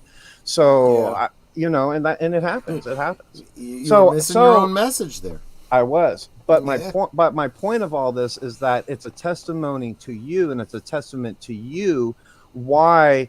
We had, who was it? Rod Thunderheart come in here and make that type of fucking WWE entrance that we would expect. You know what awesome. I mean? He's awesome. I mean, he literally. I became a fan of him following other channels. Just in the chat and whatnot. I mean, he literally came down on the damn 4-wheeler and circled the ring before he got in, and you know what I mean? I mean, and started he put on a show for the entire community just now, and it was all in love. It was all in fun. It was all about support. It was all about building, and it wouldn't have happened if it wasn't a testament to who you are. Thank you. I appreciate that. No, that's I super appreciate that. So seriously, that's why. Mr. Lundell, did you just get here? Did I not say hi to you earlier? I love saying that guy's name. Mr. Lundell's Groovy Movies. Yep. I love saying it. I just love saying it. Too. No, I've got a great group in the chat, and Trey, have I ever shared with you why I started the channel? I know everybody in the chat probably already knows, except maybe some of the newer guys. But do you know why I started this channel? Have you heard the story? Lay it on me, brother. Okay. So Netter and I, so this was back 2019, the whole Coof thing, right? Netter and I were working for the same company, which in retrospect was probably not the wisest thing. Because they had huge layoffs during the Coof, and we both lost our jobs. And we kind of loved that job, not because of the job itself, but the coworkers we had. Every Friday, at 4:30, 5 o'clock when we got off of work. We were like right at the exit of an expressway. We go to the other side of the expressway, and there was this restaurant pub there, and we would go there every Friday and hang out with our coworkers and our bosses and whatnot, and we just kind of decompress. We would bitch about them to their faces, or clients we dealt with and stuff, and we just get it all out, have some drinks, have some chow, and we just kind of really loved it, right? So when we lost our jobs, that was a challenge, right? But the bigger challenge was we missed the Friday get-togethers with our friends, our coworkers. So I said, you know what? We could start a channel on YouTube and kind of do like our own get together at the pub with our friends kind of thing. And so that's kind of how Last Call started. And I've kind of kept that same conceit, the drinks, the Canarble Wagon and so forth. And that's what this community is kind of all based around. So, that's the story. Just for you and Rob Thunderheart and anybody who might have been new and hadn't heard that story before. Just so really, it really is community. Is I guess what I'm getting at. But yeah, I look forward to it. And to this day, now Netter and I have new jobs, which are challenging, and sometimes the week can be brutal, and we're still looking forward to Fridays where we can hang out with all of you all, because it's what gets us through. I love it, dude. It's a great story. What is your favorite drink, Netter? Over the years, it has evolved. So it used to be fuzzy navels, peach schnapps, and orange juice. Was that before we met? Yeah. Okay. Guys, I gotta go. Hairy navel. Okay. Thanks, Trey. No, I apologize, Netter, for interrupting. No, I apologize for interrupting. Nicole just called, and she's getting off of work early. Dude, go do the thing. You got the beautiful wife. Go take care of her. So I got to go pick her up. But thank you for letting me be a part of your show tonight. I appreciate it. Thanks for joining us. It was awesome. You kind of allowing me to share all the things. Cool. Make sure y'all are subscribed to both of his channels. You will thank me later for having done so. Thank you again. I love you, Netters. I love you, Troy. I love you, Age. Thank you. Salute, my friends. We'll catch you on the next one. Take care. Bye, sweetie. Real quick, let me say hi to Lester San Jose. You're genuine. Been listening in and working. I won't tell your boss. Shh. Anyway, we interrupted you, Netter. What were you saying? Your favorite drink used to be a fuzzy navel. After that, and then if you wanted a hairy navel, that was peach schnapps, orange juice, and vodka. We have literally no schnapps back there. We need to get some schnapps. Actually, there is a schnapps. There's a mint schnapps. You're right. Yeah, there is one schnapps back there. And it's something you picked up for some drink, because I'm never going to touch that stuff. Probably. But as time went by, my favorite drink became Kahlua and cream. That I knew. Yeah. It's smooth. It goes down easy. It's yummy. I don't like hard liquor because it burns my throat, whereas Kahlua and cream does not. And it's nice if you're not feeling too well. You can just have the Kahlua straight, which kind of reminds me. Oh no, I'm sorry, that's Jägermeister, because I like Jägermeister too. If you're not feeling well, she turned me on to Jaeger. Yeah. Yeah, if you're not feeling well, a shot of Jaeger. It's like back in the day, there used to be a cough syrup, Vicks Formula 44. Yep. You can't get this stuff anymore. Not now. It's Vicks Formula 44D. Yeah, but the original formula tastes just like Jaeger. And the first time I had Jaeger, I'm like, this tastes like the cough syrup I like. Got to move like Jaeger. Got to move. No, but yeah, I'm sorry. You take a shot of the Jaeger, and just go have a lay down, and you'll feel so much better when you wake up. Yeah. Yeah, no, absolutely. Netter was the one who, when Netter and I met, it was 1991. We met at a Star Trek convention. She brought me to a pub downtown Chicago. and I wasn't 21 yet. So I was just praying that they didn't card me, because I didn't want her to know that I was underage.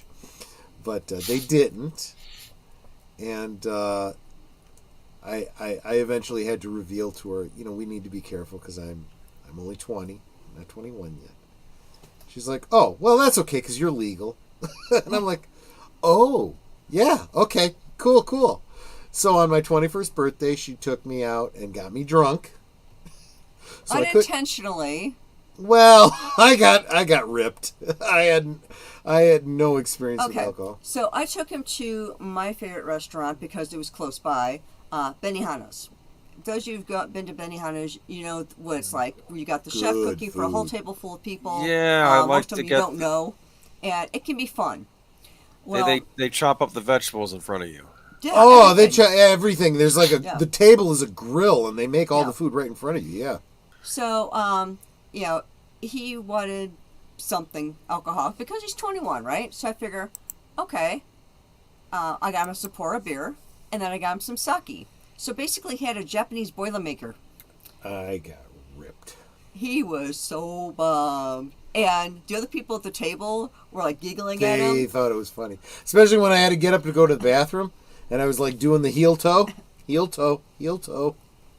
just to get to the bathroom to go pee. But it was a warm sake, so it just went down like butter. Right. They keep the vial of sake on the grill, right? So when you pour, it's hot, so you got to sip it. But then you intermix it with the Sapporo, and I was lit. Yeah, but I remember you telling me that the sake, because it was so warm, it just went down like butter. It went down smooth, yeah. Wasn't too hot, wasn't too cold. Fermented wine, let me tell you guys. But yeah, so just remember, the whole reason that the drinks exist, the drinkies of Friday nights, it's because Netter introduced me to the brew.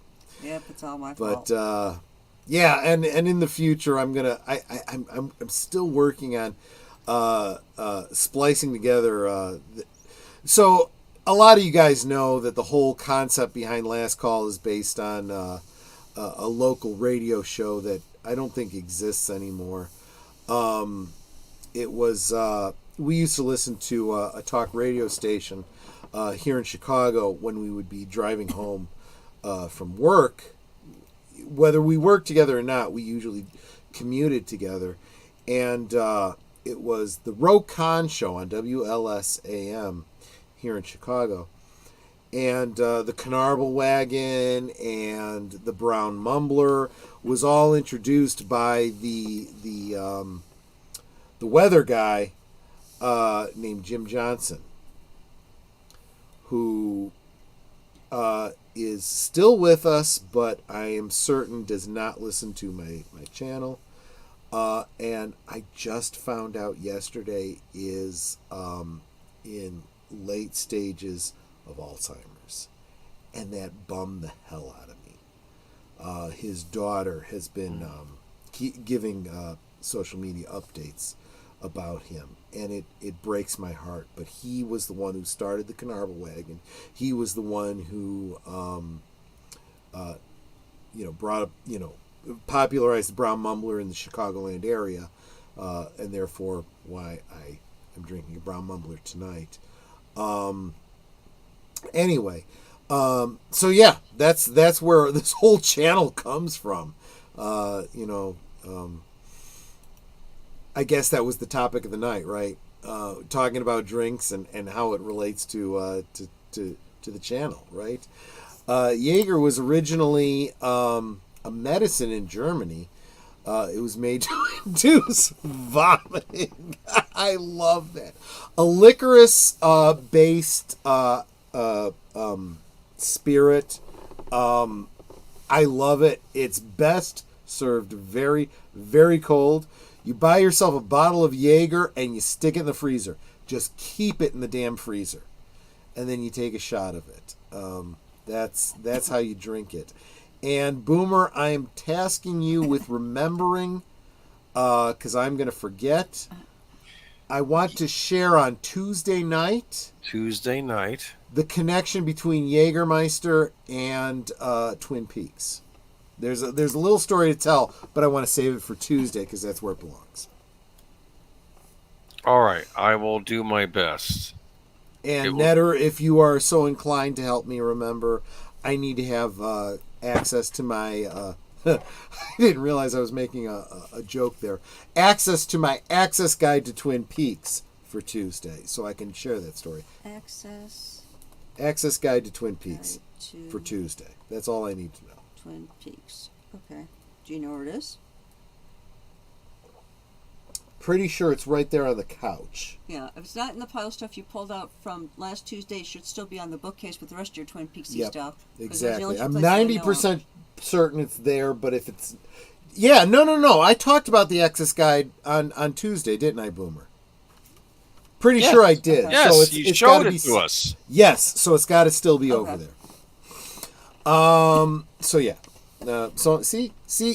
Even in my drunkenness, I am still thinking about the future streams. So now, for drinks, there are certain accoutrements that comes with mixing drinks. And let me put you on pause for a second. I was originally planning on having the whole damn Canarble Wagon down here with all the accoutrements she was talking about.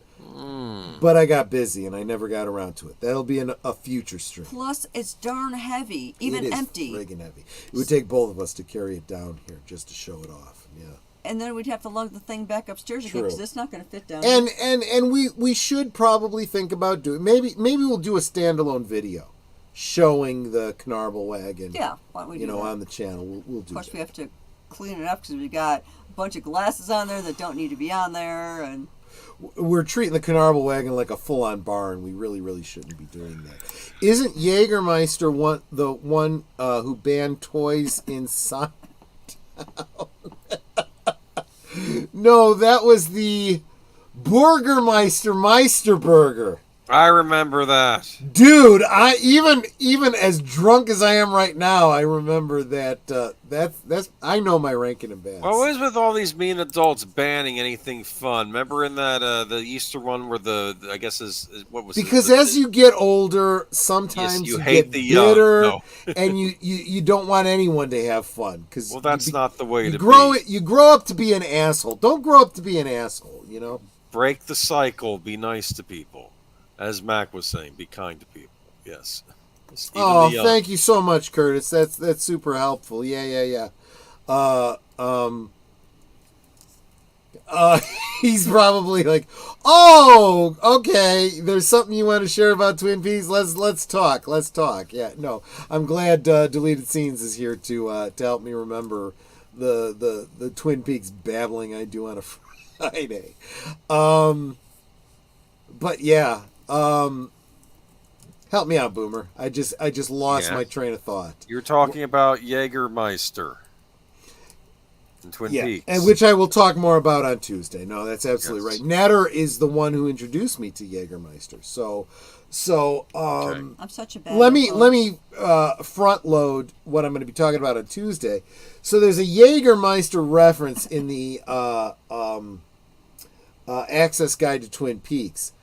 And I didn't fully understand it until Netter introduced me to Jägermeister, and I saw the bottle.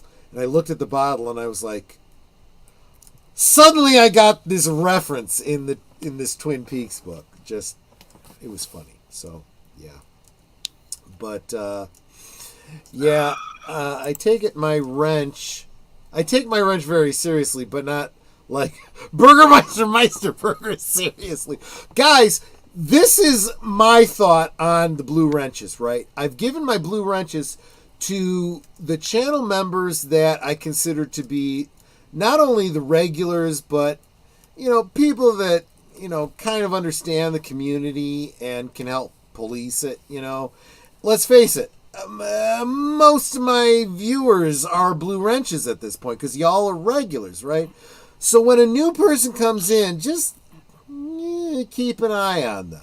And if they start doing the trolley bullshit, maybe you time them out for a little bit and you give them a little warning or whatever, because I think we've seen some of this, and maybe we're going to have to deal with that more often. As Trey was kind of inferring, there's some people out there that just live for the hate, live for the negativity, and they freaking go around just to, And then they go after other creators too and stuff like that. Oh, look, I made some comments about, game journos on X, and I was in support of Smash JT. And what happened? We got some trolls here that needed to be timed out and banned. I remember that, yeah. So look, I don't hold back on the social medias. So I'm counting on you guys to have my back when they come around and start the bullshit. Just saying. But I had a question for you though on drinking. Go for it. The Blue Hawaii. Why is it blue? Have you ever had one? A Blue Hawaiian, I should say. I didn't know it was a drink. I only know the Elvis Presley. I'm presuming it's blue from like blue cacao syrup or something. All right. Curacao. I think I've had one once. I meant which to have which is an orange liqueur. Is it really? Yes, it is. We have some. If you go taste it, it's orange. Oh, I don't know why it's blue. See, I figured it was kind of like maybe a blueberry or something. That would make sense. No. If it was blueberry, it would be almost purple black. Yeah, it is. I suspect it's artificially colored, but it is an orange liqueur. Well, at least it's not watered down like Romulan ale. Well, we'll talk more about Romulan ale in a future stream because I am planning to do a taste test on two different kinds of Romulan. Romulan ale, delicious. Yeah, it depends on how big the channel is and how much they're getting targeted. I expect it to ramp up in the future. Is this a troll or am I taking them too seriously? Yeah, so I've done this too. There was a channel that I was a blue wrench on. Ironically, I've been banned from that channel now, but we'll talk about that some other time. But I had timed somebody out, not understanding the jokey relationship they had with the host, and I was like, sorry, didn't know. My apologies, so it happens. Sometimes Netter gets all bristly and it's like, no, he's okay. He's just playing around. He's just, just clowning.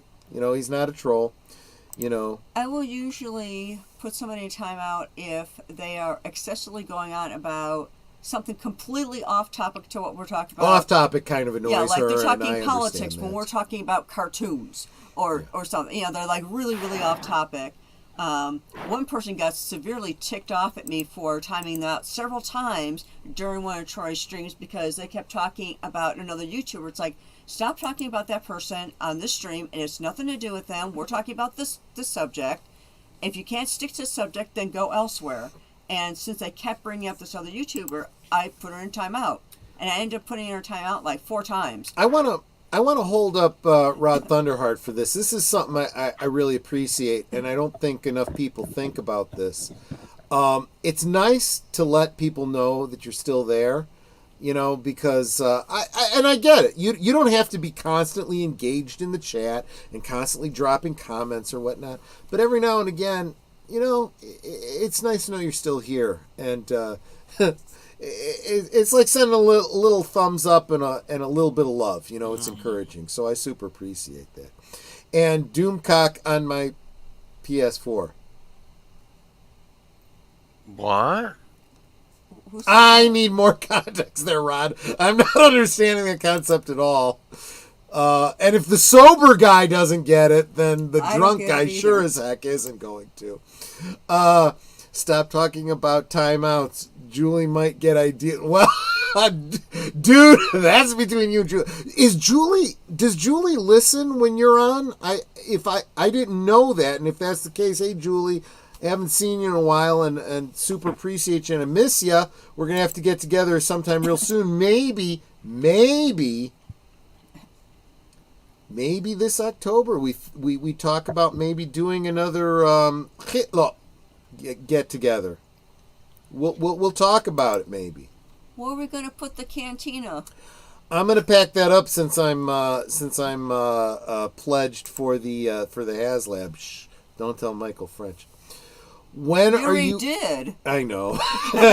When are you talking about the new guy that wasn't aimed at me? Was it new guy? I think the only new guy that I mentioned was Rod Thunderheart. I don't think it was you, man. Sorry. Damn it! He's here. The Brown Mumbler. For a second, I considered the chance that title was punking us. No. I'm actually drinking a Brown Mumbler, which is a Wisconsin name for a very, very strong Manhattan. And I was just talking about you too, and you stop in and catch me. Yes, I admit it. I bought into the damn HasLab. In fact, I got 2 of them so I can resell one and try to recoup my losses. So, I know that you have strong feelings about the HasLab concept, and I agree with you, but I feel like I'm over. And it's the only time that you can get the what's it called? Tanaka sisters. She knows that I was this close to making my own friggin' custom figures. Oh yeah, I braided their frickin' hair for you. Mm-hmm. That's true, you did, and I just didn't finish those figures. I'm still probably going to finish those figures because those would be 5 points of articulation, vintage versions, or no, I guess they call them retro style versions of those figures that will certainly never. Tanaka sisters. So, if you ever watch the original Star Wars, there are 2 female characters. One is in a blue jumpsuit, one is in green. They've got, like, braids. Yeah, I remember them. Yeah, they are on the left-hand side of the bar. Opposite side, basically, of where Luke and Obi-Wan, cut down poor Ponda Baba.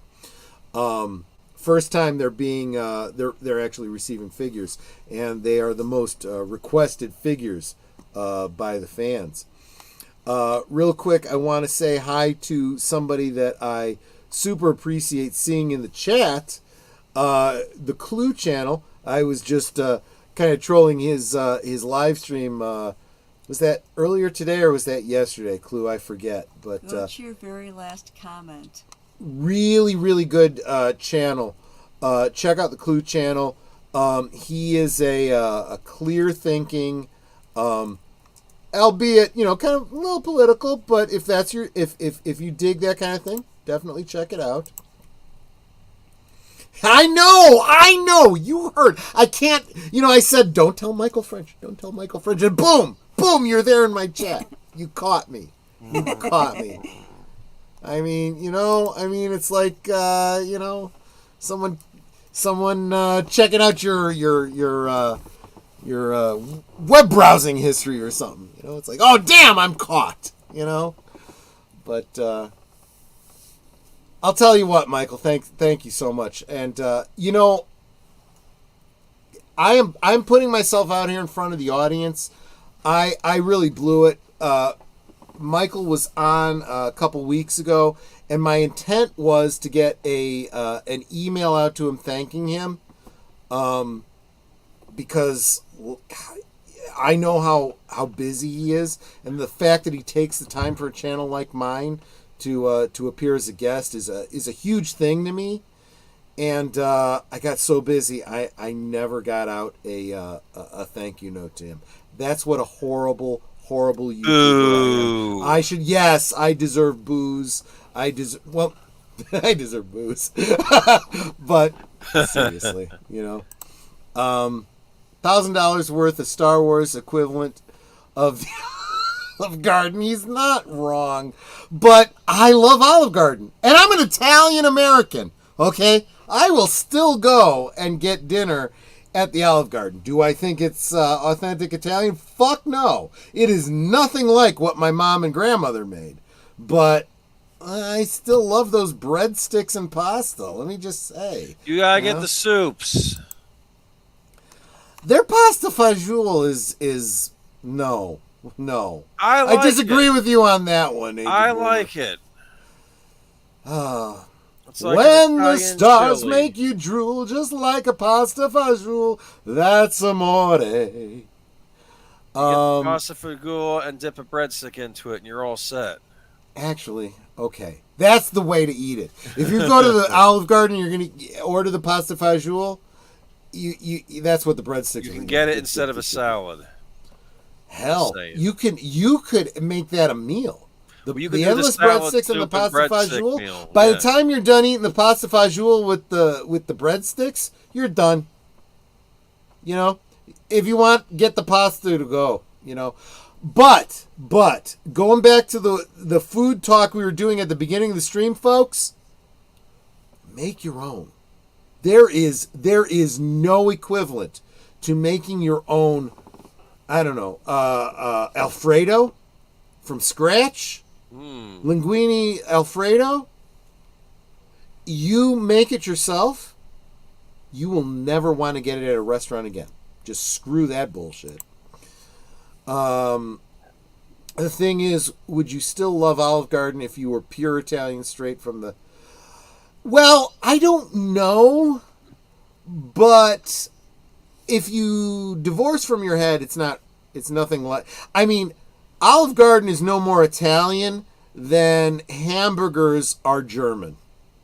Just saying. You know, once you make that distinction... Pizza's the same thing. I know everyone thinks, oh, pizza, Italian. No. What we call pizza, whether it's Chicago style or New York style, you go to Italy, they have...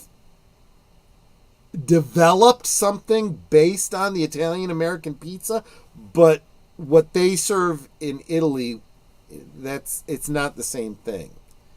Just, you know, maybe one of these days I need to do a food stream. Maybe I'll do a food stream. I did enough talking about food stream. Okay, I'm back. And I'm front. I'm both here. Yeah, exactly. You never have to thank me like that. The fact that your comments on Patreon posts is the biggest thanks. That is very kind of you. That is very kind of you, Michael. But you know what? That's just who I am, right? You know, I'm the guy that sends out the thank you notes for the Christmas gift or whatever, or if not, you know, I do it live on a stream, right? Over and over and over again. I keep thanking this guy down here for that crazy ass goat simulator that he gave me last year. Oh, please, that's a great game. I know, right? I love the hell out of that thing. Goat simulator. It's just how. But let's face it, Michael, you and I are kind of cut from the same cloth on that kind of thing, right? You know, I'm not saying anything you don't understand. You get me on that regard. So, and yeah, salute to you too, my friend. I super appreciate you as well. God, it was great getting a chance to talk to you tonight, Trey. I know our schedules are overlapping, so you can usually never be here. The fact that you were here tonight was a huge honor to me. I really do appreciate it. Wow, I am way. Did you want to switch over to Rumble where it's 5 past? I forgot. No, because I am so drunk. If I tried to do it, I would fuck up the stream. So I'm just. Are you mumbling at this point now? Yeah, I am. My brown. I've had 2 brown mumblers, and I am mumbling. Yes. You should be in a presidential debate. I'm sorry. Wait, no. I'll be good. Rod. If Rod only has 99 subs, he is criminally undersubbed. Make sure you guys get over there and subscribe to Rod Thunderheart. He is just damn good people. Darth Plato, I don't know that I said hi to you earlier. I might be a little fuzzy and not remember, but I want to make sure that you know I love you. And someone from Hamburg is a hamburger. I suppose you're absolutely right. That's true. Once in a bloody while, I'm indulged in orange or lemon chicken at the American Chinese joint. Yeah, I question whether orange lemon chicken is in any way Chinese, but it's Yes, yummy. it is. Is it really? Okay, No, I I'll don't take know. your word for it.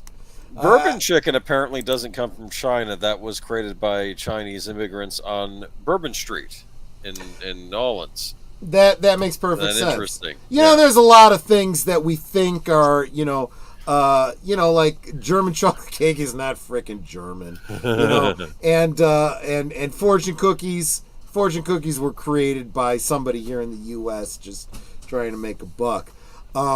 Weirdly enough, I really like. I don't care what's written in the damn fortune cookies. I like those fortune cookies. They are kind of yummy. Not overly You can use sweet. the numbers to play the lottery. Not always. Depends on where you live. Sometimes there aren't enough digits. Sometimes there's too many digits. Tex-Mex isn't authentic Mexican food, but it's freaking delicious. Yes, it's something else entirely, right? I know a lot of Mexicans that love Taco Bell, but they will tell you, just like I just did about the Olive Garden, I don't care that it's not authentic. It's yummy food. It's some kind of American creation that they attribute to my heritage. I don't care. That's not cultural appropriation. That's just branding. It's just branding. I've been stuck around 50-ish forever, and I'm going to start streaming soon. Oh, dude, you know what you do? I've found this to be successful. I don't know if it's cheating, but it's fun. You pull in other YouTubers, and you say, hey, you want to do a collab? You want to guest on my channel and whatnot? And you bullshit and talk about whatever your topic is, and they pull in, they'll send out, hey, everybody, I'm going to be on Rob Thunderheart's channel talking about whatever. Come subscribe to Rob's channel and, let's have a great time. No, that's what this community is all about. So, Rod, if you want to be a guest on Thursday Things, I am looking for guests July 25th, I believe. Let me just double check Rod, real quick. DM Netter. This is her whole channel. Netter's Network is all about her Thursday.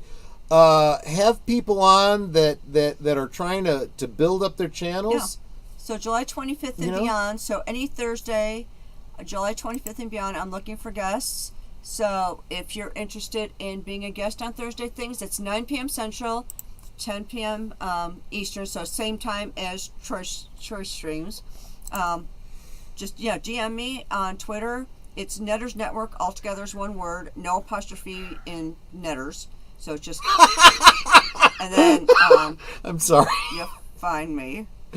I'm sorry. I'm like, what's so funny about apostrophe? No, it's not. I was just reading Darth Plato's. This is a well-written comment because you're just reading along and then you get to a punchline you didn't realize you were getting to. Hamburg is hamburger. Brandenburg is Brandenburger. Paris is Parisian. San Francisco is socialist. What? So true, Darth Plato. Oh, that caught me off guard. That was brilliant. I'm going to start streaming soon, but not tonight. Well, okay, fair enough. I'll tell you what, though. If you were to start up a stream on Friday night, late night, after last call, let me know, and I could make it so that, my channel kind of diverts to yours. And everybody then, hey, I know that we call this last call, but the real last call is everybody over to Rob Thunderheart's. This is where you go when the bar closes and you don't have to go home, but you got to. Yeah, Rob Thunderheart could be like the what do you call it? The pancake house or whatever after the pubs You close. don't gotta go home, but you can't stay here. You don't have to go home, but you can't stay here. Go to Rob Thunderheart's channel. Exactly. Okay, so Darth Plato was saying somebody from Hamburg is hamburger, right? Mm-hmm. Perry Mason, for those of you who remember the Perry Mason show, I think he was the district attorney. His name was Hamilton Berger. Hamburger. His name was Hamburger. And he would go after the Hamburglar. IHOP. Yeah, that's what I was. Oh wait, I just clicked on the wrong one. IHOP. That is what I was thinking of. Yes, exactly. You know what they have at IHOP? You can get chicken and waffles. I'll tell you what. I tried those once. Those are damn good. Mm-hmm. The first time I heard about it, I was like, "The fuck is this?" And someone said, "Oh, it's a Southern thing. Give it a try." Oh, it was good. See? I'm sorry, guys. Though I still can't get behind those. Don't say what are those biscuits that are covered in ox snot? No, I can't. Biscuits I still and can't gravy. eat those You haven't had a proper biscuits and gravy. I'm getting. I've gone to Bob Evans. It still looks like someone threw up on my plate. I'm not eating that shit. Tasted it. You gotta taste it first. I did taste it. I gave it a try. It's got I sausage did not pieces like in it. it. I want my sauce. I want my sausage separate. I want my biscuit with butter, and I want my grease elsewhere. No. Use it to fry something else. Oh, that sauce is great. What? The sauce that he doesn't like. I like it. What, the biscuits? I'm getting. I'll tell you, it was a little watery last time I went to Bob Evans. I didn't appreciate that. It needs to be thicker, so I didn't like that. But yeah, I don't know. Oh my gosh! I did. That's why I did the pancakes the next time I went there. I did that instead of the biscuits and gravy. But what can you do? Okay. You like pancakes? I'll tell you what, Clue. I need to. One thing that I had wanted to ask Trey and didn't get a chance to ask while he was here. He said he was from Texas. I want to know where in Texas, because Netter and I have been looking at Texas. That is one of the places we are thinking about moving to. Dude. And if I move to Texas, yes, I'm going to have to Southify. I kind of see Texas as its own animal. Not that whole South. Tex-Mex kind of like blending of American and Mexican culture. Yeah. That. You know what they got in Texas? They got chicken fried steak. And that comes with the gravy on top, too. There you go. Yeah, I've had chicken fried steak. I love it. I'll do without the grease, though. Oh, my goodness. The flour and grease. Oh, my goodness. No. Some Klingon. I challenge you to eat biscuits and gravy, Troy. Fuck you, Mark. I've already tried it, and I don't like it. Now I want chicken fried steak. See what you've done to me? Well, you have easy access to it. You live in the South. Found an article making money doing free stuff on the web. If it's something you want to share, go ahead and share it, man. I'm good with that. Is there a lean cuisine chicken fried steak meal? I wouldn't be surprised if there isn't. But it's a tiny, tiny little portion. I'm sure it is. It's like a little brick or something. You know. Mr. Londell's groovy movies. Moving to Texas, try the DFW area. Yeah. Oh no! Yeah, I don't want to live anywhere near Austin. No. I already know that. Whoa.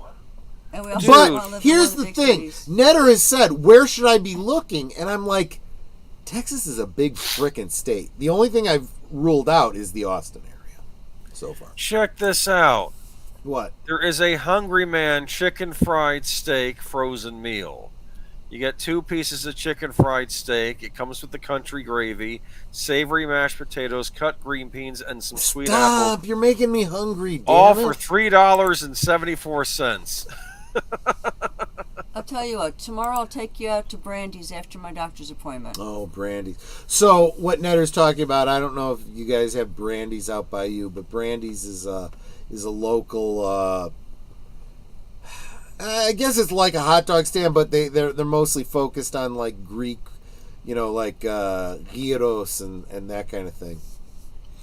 DFW, Dallas Fort Worth. Oh, okay. Thanks, Clue. Thank you. I didn't know that. I wouldn't really know. I've never been to Texas or the South. I don't think I've been to Texas. I have been to Florida. I've been to Kentucky. I've been to New Mexico, specifically Cimarron, New Mexico. High adventure camp with the Boy Scouts. That's a story for another time. That was pretty intense. But I'm not one of those ones that feels like I have to visit every state, but I have been to a number of states for various reasons. Texas isn't Southern. As a Tennessee boy, let me clear this up. Tennessee is Western, and always wanting help from other states with their constant conflicts with Mexico. Well, when you're one state, holding the line against a fucking country, kind of makes sense. It's like, hey, we joined this union for a reason. Back us up, you fuckers. I kind of get that, so to speak. You're right. I suppose from a literal standpoint, Michael's right, because the southern states, right? What are the southern states? They're the states that were, the southern versus the northern in the whole war between the states, right? And Texas had not been admitted yet. So anything that's west of the Mississippi would be western states, right? That's why Illinois is Midwest. We're on this side of the Mississippi. So I get that. And yeah, I guess Michael gets carte blanche to talk about what is Southern and what isn't, because he's been a Southern boy all his life. Tennessee, Georgia, he knows it. Fair enough. You guys are talking amongst yourself. That's fair.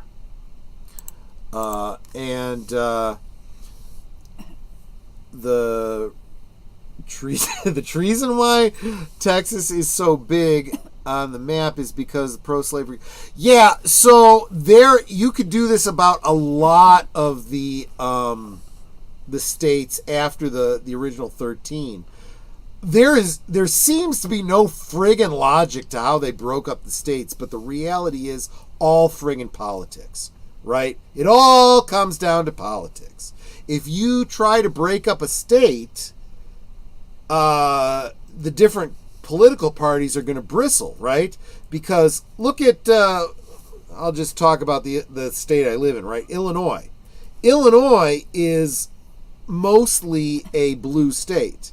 But it's a blue state because of the capital and Chicago. If you were to break up Illinois in any way, it would be two cities that are Democrat and the whole rest of the state Republican. And most states are like that. And that really throws off the perceived balance in the House of Representatives. That is why whenever you hear about, one state wants to, or one portion of a state wants to secede from another state, it's like, yeah, good luck with that. The laws don't work real well in your favor. You have to have everyone the majority in your state agreeing to it, and then the federal government has to agree to it too, and it'll never friggin' happen. But it makes for great news articles. Galveston, oh Galveston.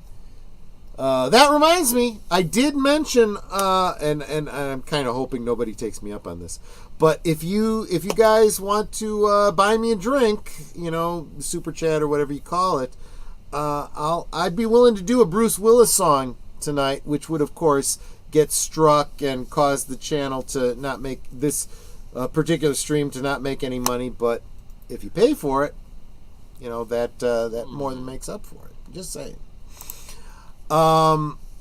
Tennessee already sent volunteers when Texas started crap with Santa Ana at the Alamo, and nobody came back alive. So last year when they were asking for help again from other states, shaking my head. Well, but here's the difference. This is a very different nation than it was back at the time of the Alamo.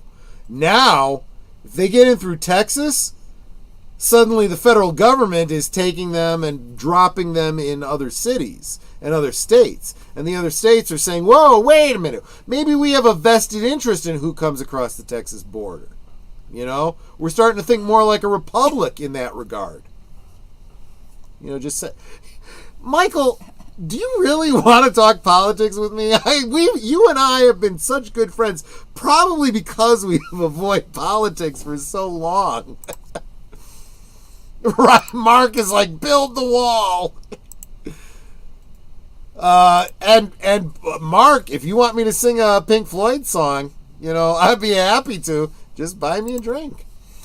Democrats can't survive in small towns without government programs. That's why they stay in big cities.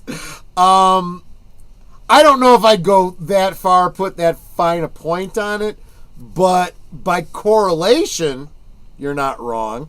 If we strictly go by correlation, not causality, it's kind of hard to make that, to disagree with that clue.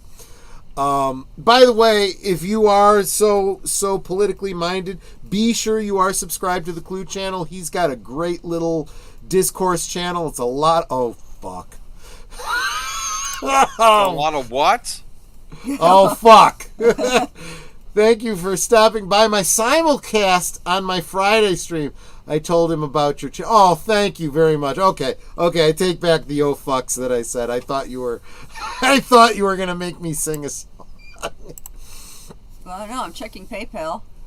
Mr. Lundell says, actually, it's our governor, Greg Abbott. Is that Texas? Mr. Lundell, are you in Texas? That came up with the idea of distributing them all over the country. No, it makes sense, right? It's like, fuck you. Well, no, fuck you. It was also a reaction to the feds. I mean, someone was. Yeah, the federal government isn't doing their job. No, so but they were like, actually. They were being flown before Abbott and them started doing it too. Absolutely. The idea was. We're having to deal with this situation. The feds aren't doing their job.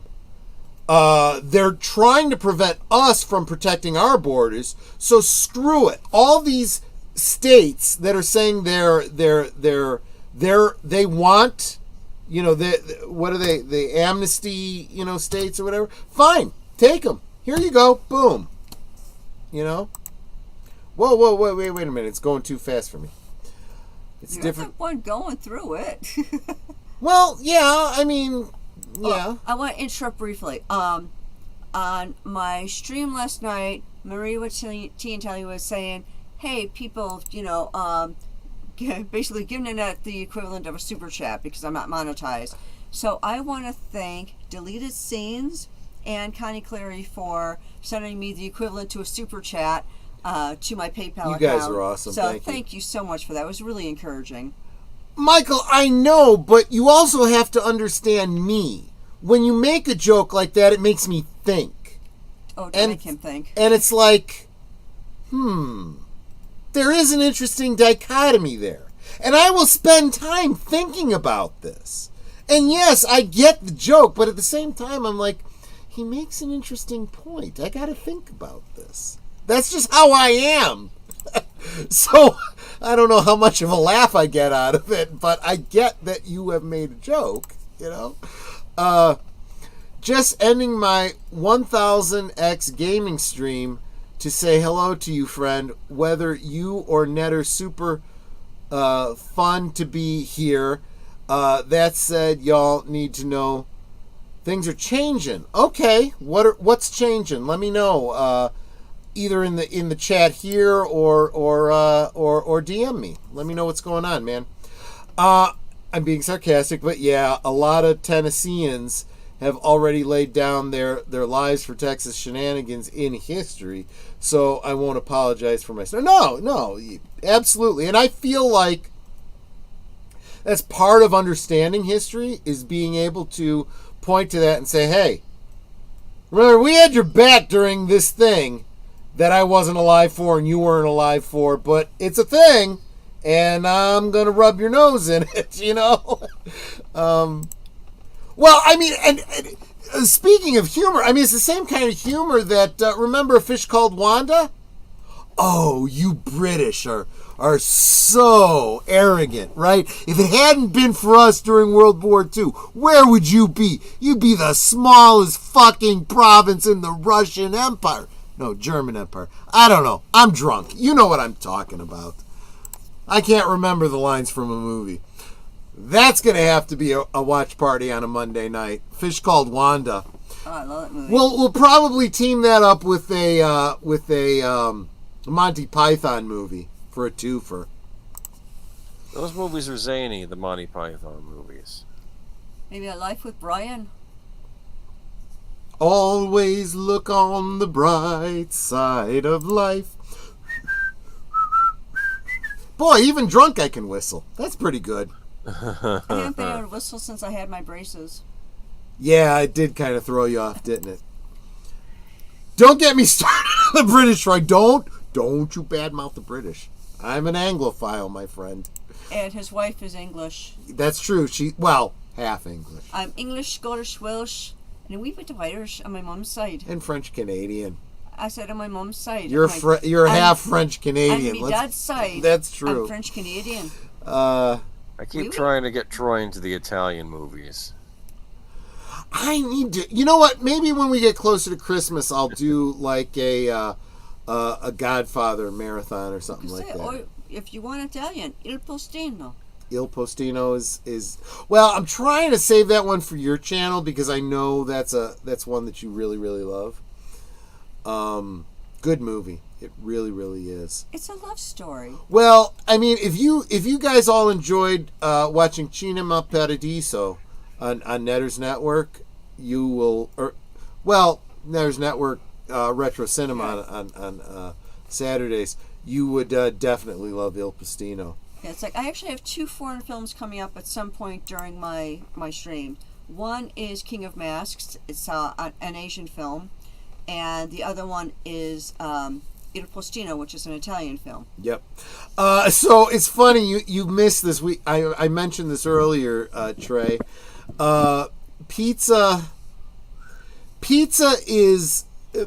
as you understand it is an Italian American invention. There is something kind of like it over in Italy, but it is not what you would think of as Italian. And in fact, in Italy, they've started making American-style pizza because Americans are expecting it and they can make money off of it. But no, it's not originally an Italian thing. And let's face it, you're right. It is good. It's an American food, but it is good. Do they have Pizza Hut in Italy? No, I'm sure they don't. At least I hope they don't. I've been watching a specific genre of Italian movies recently, Roman Imperial movies from Italy. Oh, they made interesting. a lot of them. Huh. Did not know about this, Samuel. I'll have to check that out. That sounds interesting. They made some Caligula movies, too. Apparently that's a grindhouse genre, Caligsploitation. You know, Caligula. I can understand that. I can understand that. Wasn't there a Caligula done by like Penthouse Video? Yeah, there was that one, but then I guess they made a bunch in Italy too. That was the thing. Yeah. Awesome. Yeah. And as long as Retro Blasting is in the chat, make sure you follow Retro Blasting if you are at all interested in World War II films. He is going to be getting back to his World War II streams. He knows his stuff even better than I do, specifically about World War II and the British element of that history. We have Pizza Hut over here, not doing very well now. Sashi, I can't even imagine why in Asia you guys would have Pizza Hut. That is not a good representation of American pizza, let alone Italian food. But if it's not doing well, I kind of understand. It's kind of touch and go over here these days. McDonald's Pizza Hut was the thing I liked about Pizza Hut was not the pizza, not breadsticks, not even the breadsticks. It was for a while back in the 80s, 90s. They had these lunch buffets. You could go there. Yes. And you could just get like an all-you-can-eat buffet. I love that. They had dessert pizza. Oh, the dessert pizza. Yeah. That was good too. Get Troy into it. He has. He's Boomer's actually got me to do a couple of Italian. In fact, Netter kind of got me into two specific Italian westerns. What was it? Trinity. They call me Trinity, and Trinity is still my Trinity name. is still my name. Yeah. She got me into that. Hell, Boomer's gotten me into some Italian horror films. Yeah, we got to work on that some more. I'm gonna have to do another stream with you at some point. We'll do a Italian horror double feature. Look, dude, you come up with a double feature for me, and I'll do it on a Monday night as long as you can make it. You know. Yes, I know. It's kind of pointless if you can't be there for it. Well, I will see what I can do. All right, we'll do something. Maybe I'll do no one one this summer. Pizza's the Hut. Okay, guys. As long as we're on this topic, I want to know what y'all think of Little Caesars. Go. I've never had that. Oh, yeah, and Mark's already talking about Little Caesars. Okay. I actually like Little Caesars, and I like the little Pizza, the breadsticks, and when they have the garlic sauce. The garlic sauce is... You know what, though? Let's be honest. I can make a better garlic sauce than that stuff that comes in the plastic tub with all the trans fats. Yeah, Right. I also think it's mayo with just garlic flavor in it. Yeah, probably. Little Caesars was the bomb back in high school. Thank you for saying that, Trey.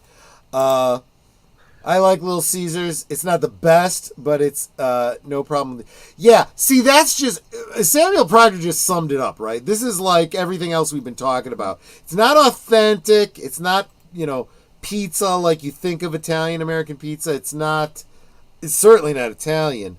But it's this American, kind of inspired by Italian-American food. Fast food, and it tastes good. The reason I'm asking about Little Caesars from you guys is because I used to work at Little Caesars when I was in high school, and I loved it.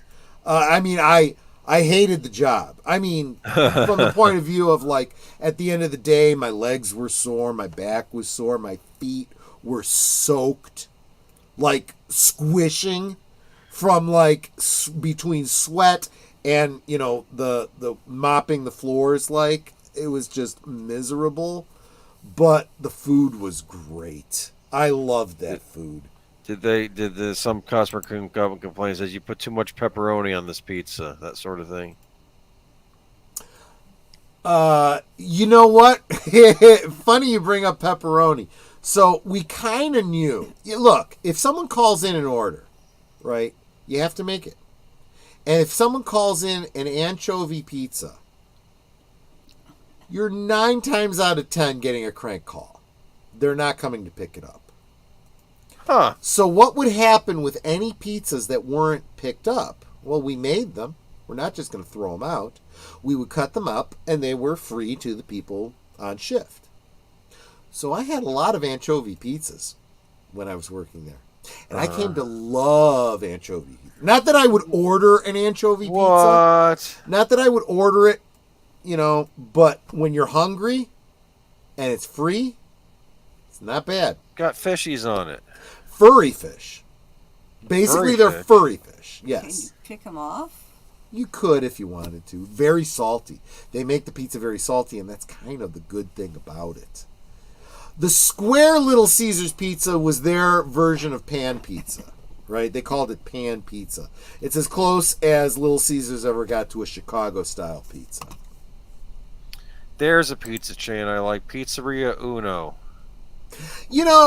Trey, I've been hearing that Domino's gotten better, but the last time I had Domino's was back in the 80s, and it tasted like friggin' cardboard, and I haven't eaten it since. So I'll have to take your word for that. Pizzeria Uno. Yeah. You heard of them? Oh yeah, we've got it's a Chicago staple, absolutely. It gives you Chicago style pizza. I love that place. But if I ever see one in the area, I'd like to go to it. Pizzeria Uno and Giordano's. Those are the two Chicago style, authentic. If you've got one in your city, you can feel like, okay, I've had Chicago style pizza. I know what Chicago style pizza is. And let's face it, people talk about the difference between Chicago style and New York style. They're almost two damn different foods. It's like comparing apples and oranges, really. Because New York style pizza is this thin crust. You fold it over, kind of a thin pizza, whatever.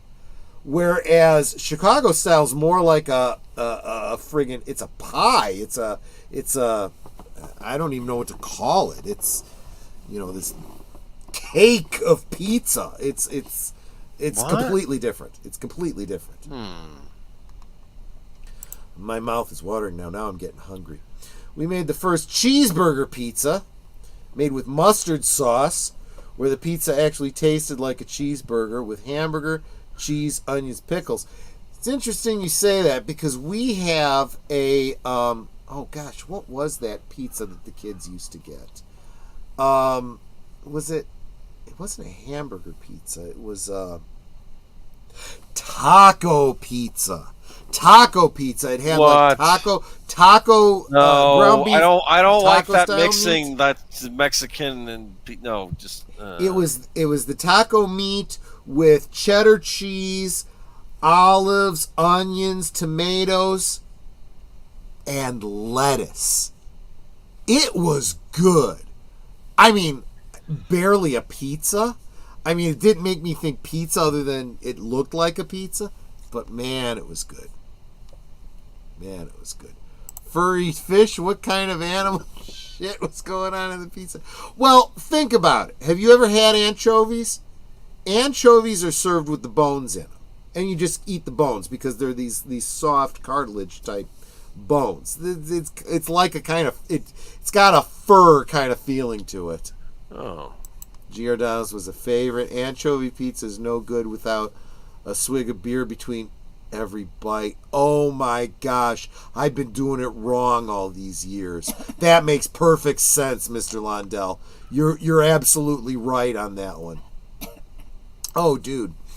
Got a super chat from the Clue channel. Cheese pizza is not pizza.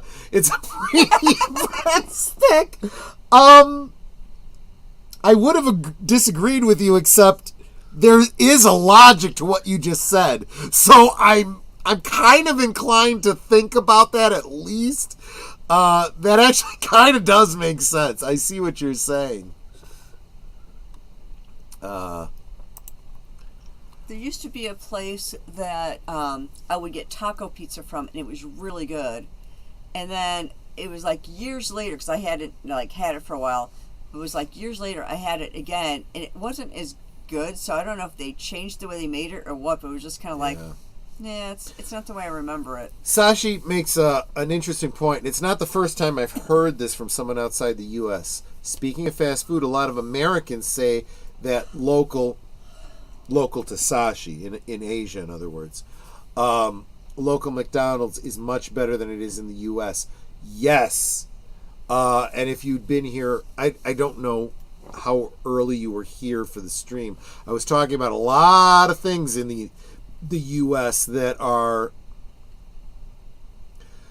They do things with food in the U.S. that is not food. And it is wrong. And most other countries ban it. There are serious food problems in the Midwest, in the West in general. I'll just put it that way. You're saying we're not... He's out of line, but he's right. Yes. Yes. That's exactly what I was saying about the Clue channel. No, it's like, he's out of line, but it doesn't mean he's wrong. One of my favorite pizzas is... I've heard this about Costco pizza. I used to hate it because it had too much cheese, but they changed the recipe a few years ago, and it's one of my top store pizzas. Look, I have not gotten a frozen pizza that Netter and I didn't doctor in some way, shape, or form. Whether No, it's adding this cheese isn't frozen. or... It's not? Oh, okay. No, you go in there and they'll make it for you.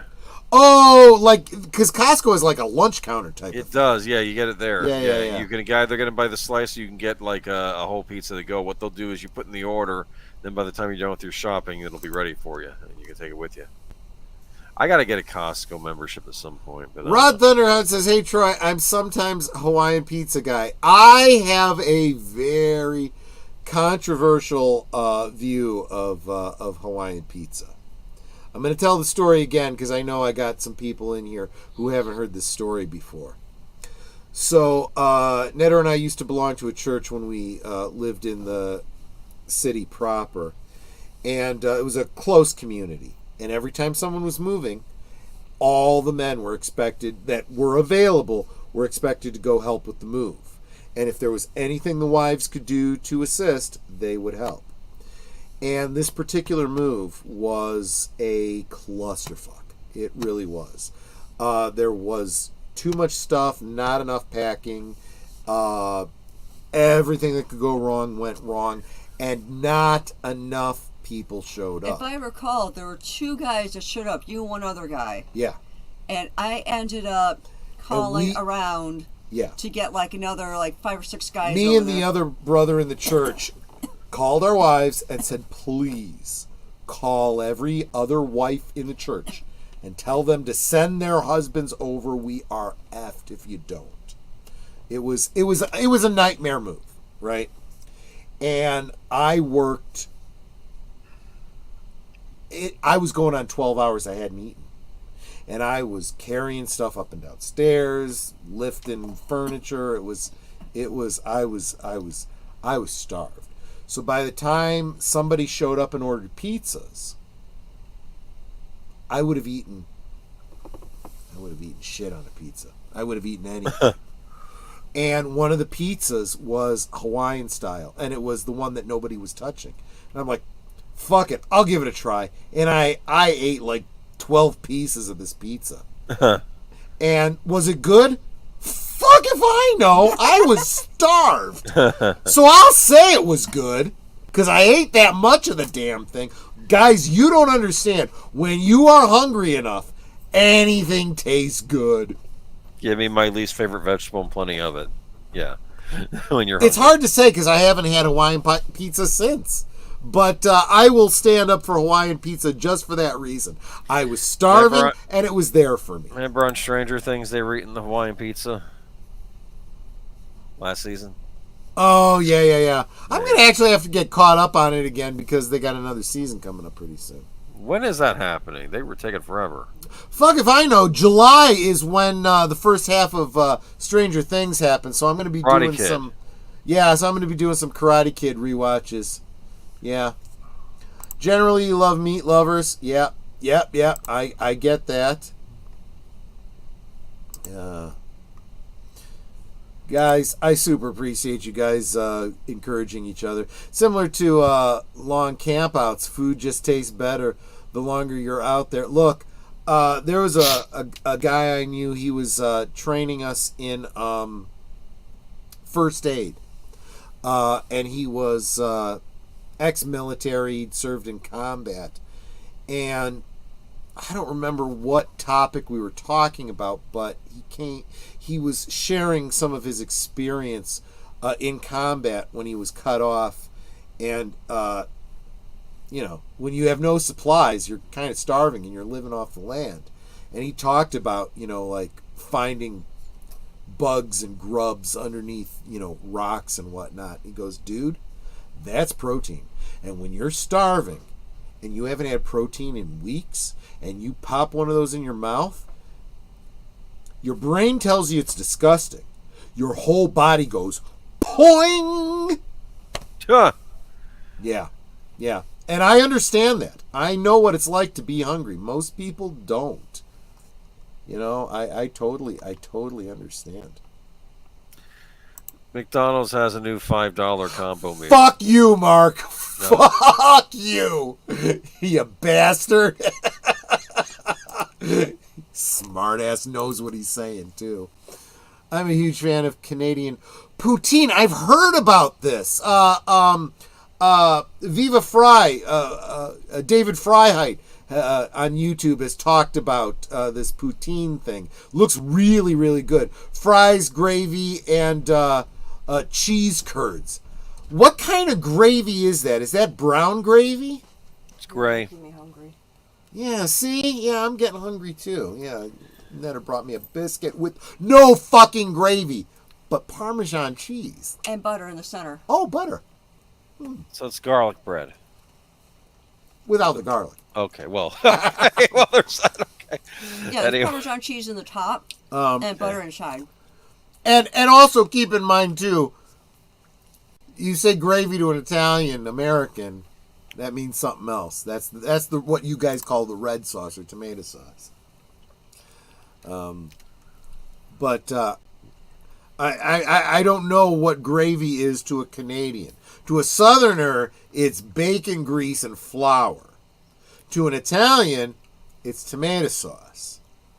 Although, to a lot of people in the United States, gravy is like flour and water and like a beef bouillon type of thing. You buy it in jars in the grocery store.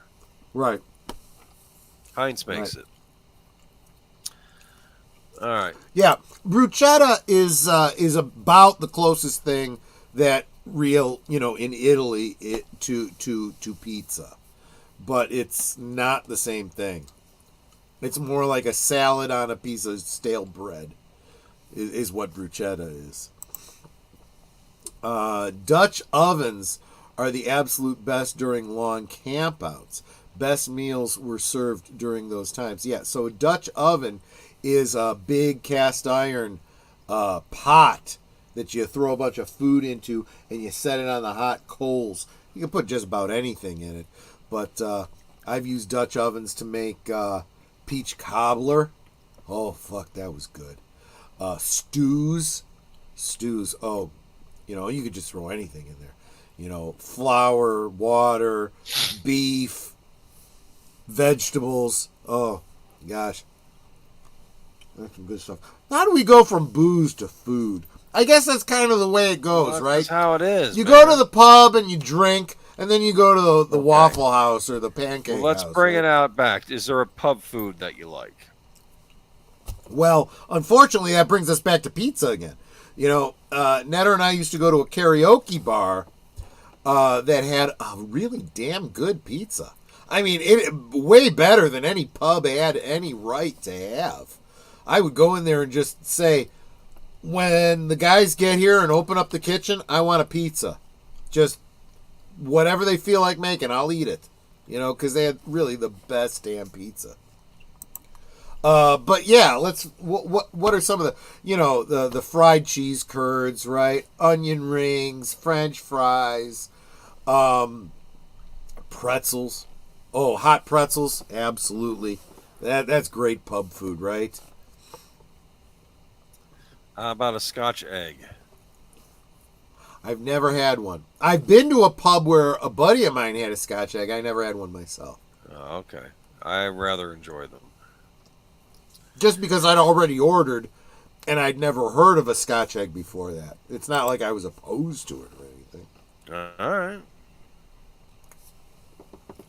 I now understand what you're talking about, Rod, and that sounds really good to me. That poutine thing, that sounds really, really good. I'll have to look into that.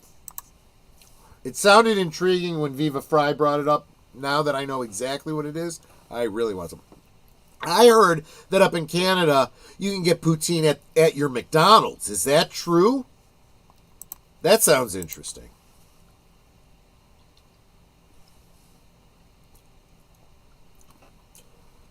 Chicken fried with dried chiles. Okay, that sounds pretty good. Townsend, I know it. Who mostly shows colonial-era American food recipes, replicas of colonial tools and techniques. One thing they have in common, nutmeg, and salt. Yep, on everything. Yep, you're absolutely right. Because you go with what you have, right? Moira, meow, welcome. So good to see you.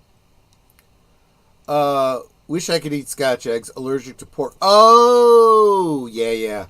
Yeah, food allergies, always a concern. Be mindful of those kinds of things. Bit of a booze sponge, too. That's why I brought it to you. You said you had 2 of those brown mumblers. Oh, yeah. It was a good night for drink, let me tell you. You know what you should be eating right now? Cotton You're not candy. the first person to call me Tony Moira. I think What you were should you be eating cotton candy. You should have some cotton candy right now. I love all cotton sugar. candy. I love cotton candy. Well, yeah. You can get it in little pouches in the store now, though. The grocery We store. have at the dollar store. Well, $1.05. Well, is it? Now is it's it a $1.25 store. $1.25. Yeah. Oh, thank that's you, great. Bidenomics. Yeah. $1.25. Yeah. Yeah. Or you know what? Maybe you invest in buying your own what do you call it? Cotton candy maker. And make your own. Yeah. It's not a bad idea. There's actually I've seen channels. What is it? The King of Random? Yeah. I think it's the King of Random has done like, can you put Jolly Ranchers into a cotton candy maker? Can you put Sweet Tarts into And they made cotton candy out of it, him and Callie. Some of them are better than others. Some of them work better than others. But, But what you got to do is you got to crush them into a powder and then put them into the center bit where you would normally put the powdery stuff. Yep. No, it's fine. Everyone does, and especially when you're typing, I'm not going to hold a typo against anybody. But now I got to tell that story. So my first name, Troy, not very common, right? And people don't realize this, but when you read words, especially names, usually your eyes only read the first and last letter, right? And then they confabulate what's in between based on context. That's how people oftentimes will call Troy, Tony and whatnot, especially in context because the last name, Pacelli, right? You expect it to be an Italian first name. Troy, in fact, is a Gaelic name. Not Greek, Gaelic. But, so when I was in high school, I went to a state meet for the chess team. And I was, this was my first time there, and after like 3 games of chess, I received a ranking, and I was like second to the last place in state. It was friggin' miserable. I was terrible.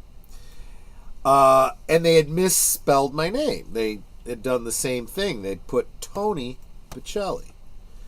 And my teammates thought it was kind of funny because back then this was when Who's the Boss was on air. They were like, "Oh, like Tony Maselli, Tony Pacelli, right?" Mm-hmm. And I'm like, yeah. Well, the coach, the sponsor of our team, saw this and he's like, "Oh, I'll go tell them to change that." I'm like, "Don't you friggin' dare! I'm in second to the last place. I want to be able to look at that and go, who's this Tony Pacelli guy? He sucks. Don't tell them. I don't want them to know." That's funny.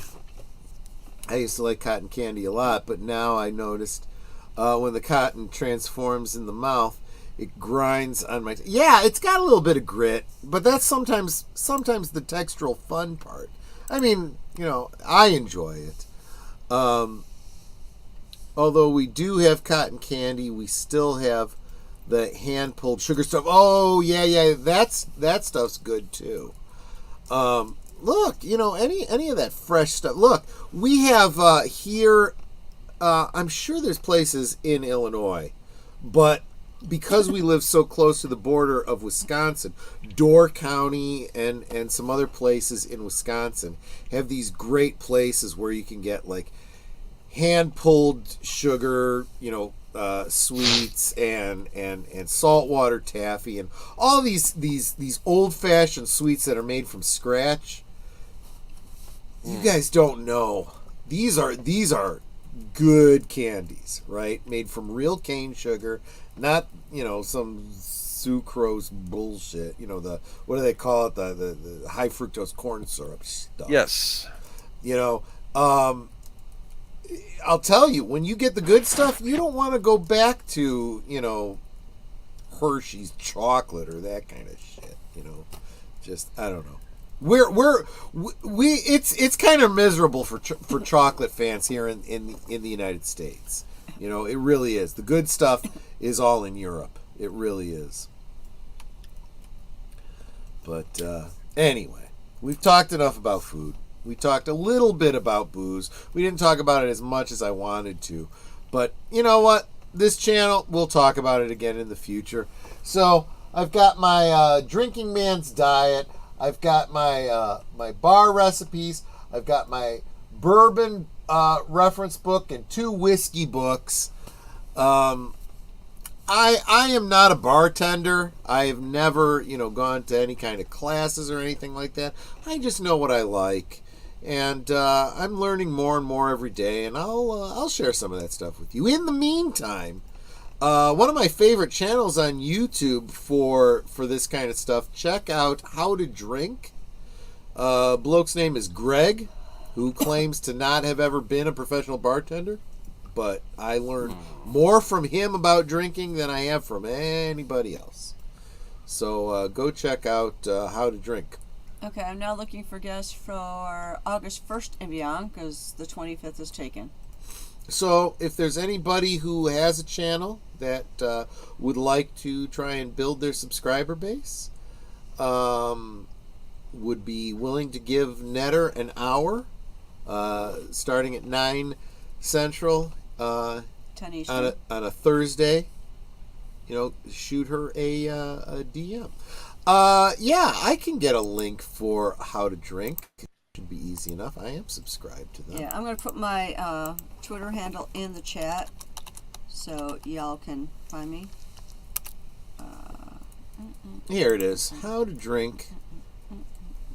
He's got some interesting videos, especially since it's popular right now. Recreating the drinks of Fallout. Been watching those recently. In fact, he has had the bloke who you know what I should have done? I should have dropped this in here so that it goes out to the Rumble channel too. Greg has had the creator of Fallout on his channel, talking about what was in his mind when he was talking about, Nuka-Cola and all that kind of stuff. And so Greg has been trying to recreate them, including the bottles. But the problem is, is it Nuka-Cola? One of the bottles of soda in Fallout is shaped like a rocket. And for one thing, the shape of the bottle itself is in that Coca-Cola style, which is proprietary to Coke. So you can't, buy the bottle anywhere. And the fins on it, Greg pointed out that in the real world, if those were made out of glass, they wouldn't work very well. Yeah, they would break off way too easy. Just talked with Nicole about my old days camping with the Boy Scouts. Camping trips, summer camps, Dutch ovens. Yeah, good times, good times. There was, I think I shared on the channel one time about a winter camp out that I went to in Delavan, Wisconsin. We stayed in log cabins, and it was probably the best camping trip I ever had, because it was that we weren't roughing it. We were in cabins. We were able to bring with us our electronic games. I brought a bunch of Dungeons and Dragons books, and we played Dungeons and Dragons late at night. And then to go to the bathroom, you had to go out into the snow to go out to the outhouse. But if you just had to pee, maybe you didn't have to go all the way out to the outhouse. And you could write your name in the snow. But I'll tell you something. Go and pee in close to 0-degree weather, that's an experience. That is an experience. You're thinking of the wrong kind of Dutch ovens, Clue. I thought the same thing when he said it, but I knew what he meant. Yeah, the Dutch ovens, those cast iron, pots, not the not farting under the covers and then covering your wife's head with the Oh, why covers. spoil the what it is? Okay. I would have to beat him senseless if he did that. And to me. you would be well within your rights to do so. That's tantamount to attempted murder.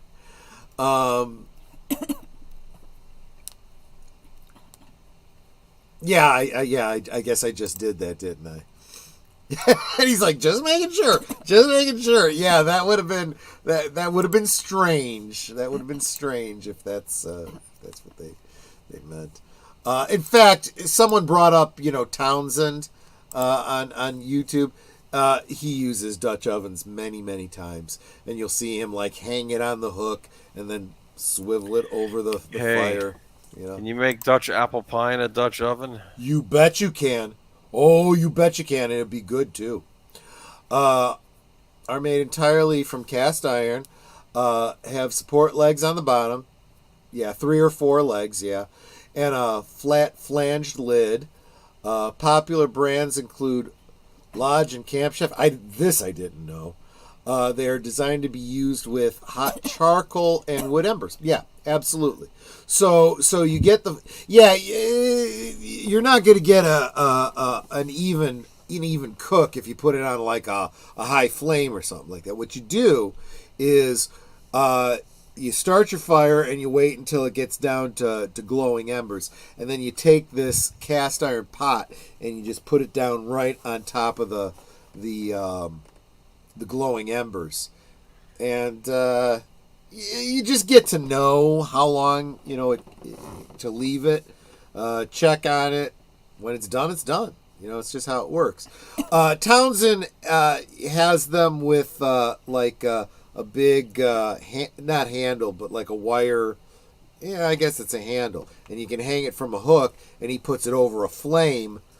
I don't know how the fuck he does that. That just boggles my mind. I've always done what Trey describes, putting it right down in the embers for an even cook. Yeah, from a campfire, exactly. No drinking a quarter of chocolate milk before bed when you're lactose intolerant. Yeah, my wife would shoot me, and she would be fully justified in doing so. Absolutely. Did you get your? I don't know who you're talking to. I must have missed something. But oh shit! I just realized we've gone 3 hours. This is what happens when you guys get me drinking. Oh, it's getting late. You guys get me drinking, and I get all chatty, and we traditionally use clay pots to cook curry in. That makes sense. I can totally see that. I got to be honest with you. I've recently gotten a hold of, and I know these probably are like cause cancer or something like that, but Netter's gotten me a couple of frying pans that are those Teflon, and as long as you don't put them in the dishwasher, you just you almost treat them like they're cast iron. You wipe them out. Maybe a little warm soapy water. Nothing that changes the temperature too drastically, because the Teflon coating and the metal of the pot expand and contract at different rates, and that's when you get the Teflon flaking off in your food. You don't want that. That's got to be bad for you. But that no stick thing is no joke. You could drop a couple of eggs and meat and whatever into it, let it sizzle up on one side, and then you can just flip it over. It doesn't stick at all. It's amazing. It's one of those modern things that, like I said, it's probably killing me, probably causing me the cancer, but it's one of those things that's super, super convenient, and what I don't know, what I don't know might kill me in this case, but who knows. But anyway, I need to start winding this down. I made it through 3 hours without one of you guys saying, I want to hear you sing a Bruce Willis song, and we are all better off for it. I did have one queued up, but I'm glad I didn't have to sing it tonight, because I practiced it once today, and it sounded perfect, and every subsequent time it sounded like shit, and I was like, oh God. But anyway, So that's the stream for tonight. Thank you guys so much for hanging out with me. Thank you all of you that contributed, whether it was in chats or hitting the like, sharing it out. New members, thank you guys so much for joining. Those of you that sent the super chats.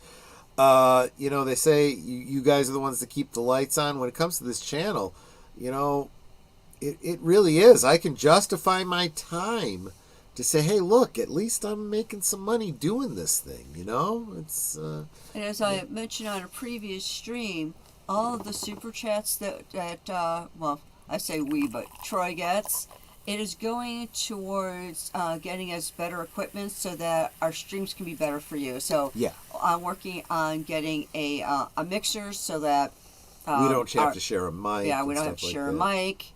We won't have any echo issues. We're going to get better lighting because my lighting is horrible. Mine isn't great either. Yeah, but yours is better than mine. I look like death warmed over in my lighting. Yeah.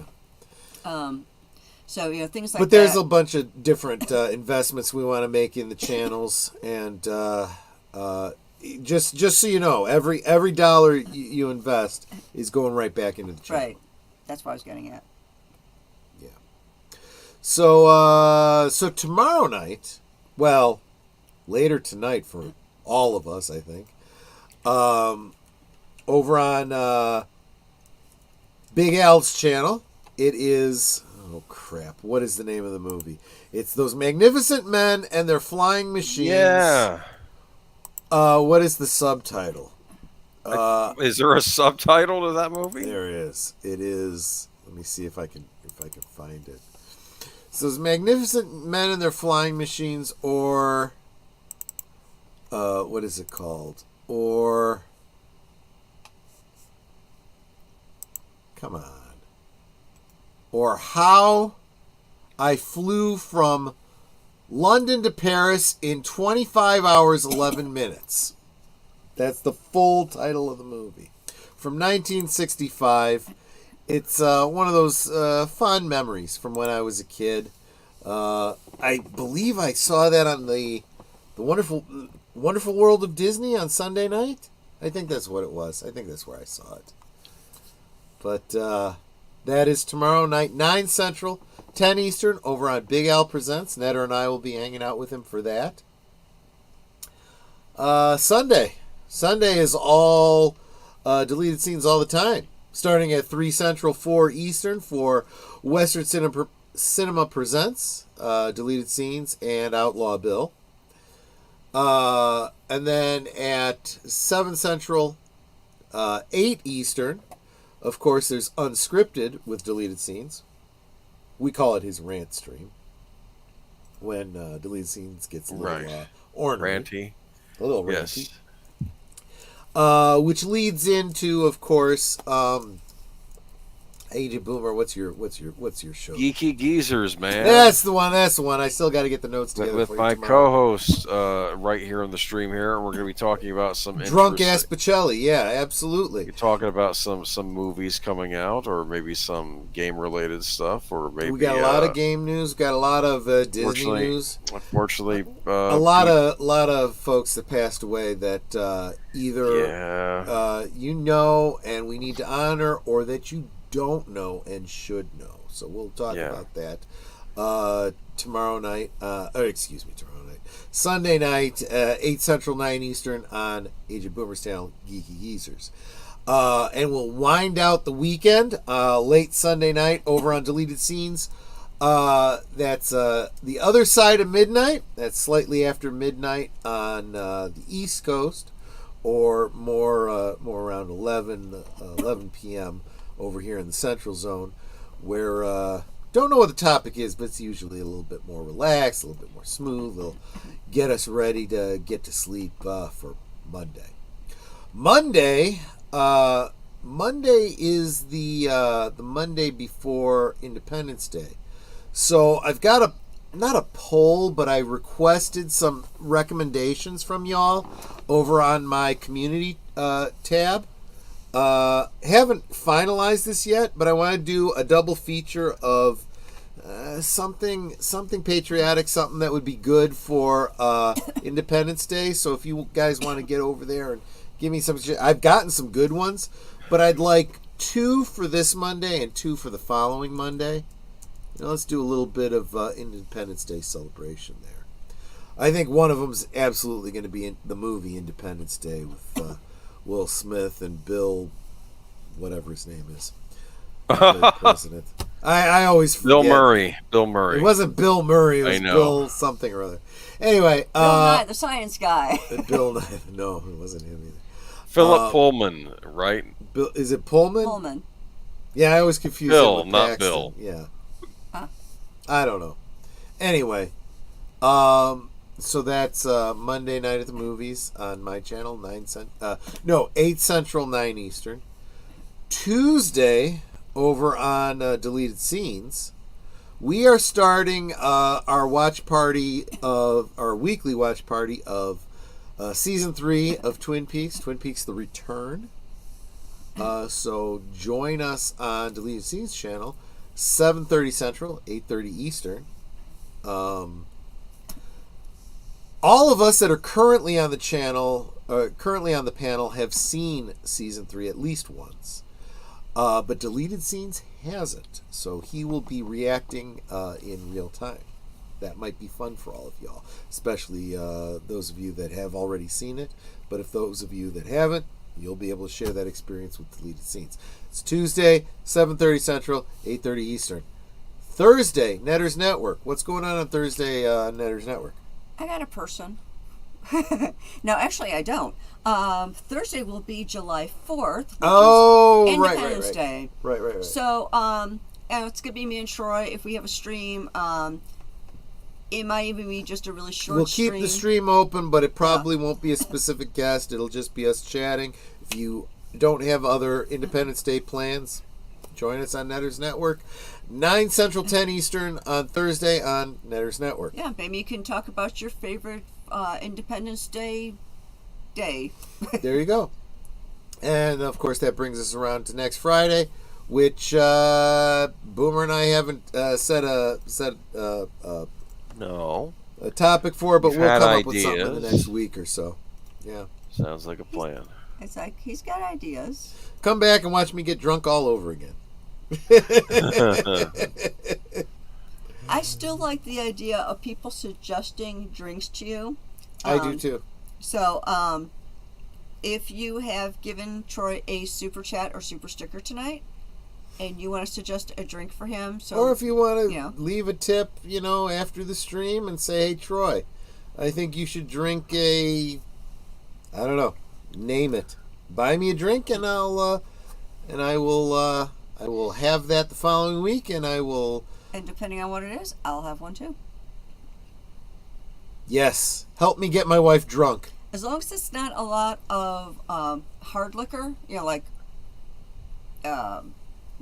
the main ingredient is mostly like whiskey or something like that, I'll try it. I don't know. I had a Long Island iced tea a couple weeks ago, and it was just freaking all alcohol, and it tasted great.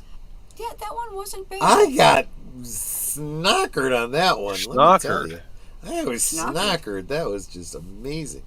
I don't know. I've heard people say, man, it tastes just like iced tea. I'm not sure it tasted like iced tea, but it was yummy. One thing I do want to bring up, though, although next Thursday is the 4th of July, and we're not playing any guests, the week following, I will have on here Ryan Roger Athay. So you're going to want to tune in for that one on the 11th of July. He absolutely has contributed a lot to both of our channels, so it'll be great to have him on to be able to honor him that way. Yeah, I'm a rising star. Clue Channel, there is nothing wrong with whiskey. And there have been many a night where I've just had straight whiskey. Just looking for suggestions. Yeah, I think something for me, new. I don't like strong, what do you call it? Hard liquor. Yeah. So, okay. And it's not just because I'm a girl, but I like more frou-frou drinks. I mean, I love margaritas. And, yeah, that's another one of my favorites. I love margaritas. Kind of surprised you don't drink more Cosmos. Daiquiris. Troy made a strawberry daiquiri made with fresh strawberries that was to die for. I had to. Because I had made her a strawberry daiquiri from a mix, and it tasted like ass. I was like, was never again. horrible. It tasted like a cross between flat Kool-Aid and I don't know, dishwater. It was horrible. It was so horrible. So he's like, you know what? I'm going to do this right. So we went out to the store. We got some frozen strawberries, and he made me a frozen daiquiri. It was goodly. It was very goodly. I think I had 2. It was goodly. We were both schnockered. Clue Channel says, Knitter drinks like a girl. Well, I'm a It girl. helps that she is a girl. Yeah, Yes. yeah. I've actually tried Cosmos. They weren't all that in a bag of chips. Yeah. Although chocolate martinis, those are pretty good. Yep. Actually, martinis aren't bad. I mean, there's, depending on how dry they are and yeah. Yeah. It really depends on how they're made. But then again, it's like I said, like chocolate martinis are good. Clue, let me tell you something. We live in an era where men think they can be women and women think they can be men. They think that it's just a state of mind, that there's no difference. Let me tell you something. The reason I like women is because of the difference. Sorry, I just can't get into someone who's got all the same equipment as I do. I got all that stuff. I don't need someone else's. I need the difference. I'm not afraid. I just don't want it. I got my own. We had some gay friends way back when we were first married, and one of them tried to get Troy to watch a gay porn movie. He goes, frankly, I don't know how somebody can look at another guy's hairy butt and see heaven. I mean, I watched it. It just looked painful. I'm like, I don't see what you see in this, guys. It's just ick. It's just a whole lot of ick. You know, he made a great point, though. He's like, well, why is it that straight guys are so into, two women together? You know, a whole area of sex with nothing for the guy to do. I'm like, you just answered your own question. You know, men are visual. Just want to watch. You know, without another dick getting in the way. Just saying. Okay, that's clearly where we need to end the stream. That's how drunk I am. Okay. So Boomer, any last words maybe to get people's minds off the bullshit I was just spewing? I'm just saying, drink what you like. How's that sound? Unless it's absinthe, maybe stay away from absinthe. You were talking about drinks I'd like to try. I do want to try absinthe sometime in the very near future, and I probably will. Especially, you know, when you do the Victorian stuff, you do the steampunk stuff, you got to at least try absinthe once, right? If your genitalia doesn't determine their gender, why do they need surgery? Yeah. Look, Netter and I were kind of talking about this the other night. I said we have some friends that have, for example, gone through gastric bypass surgery. And part of the process of that is you have to take some pretty intense meetings with a psychiatrist.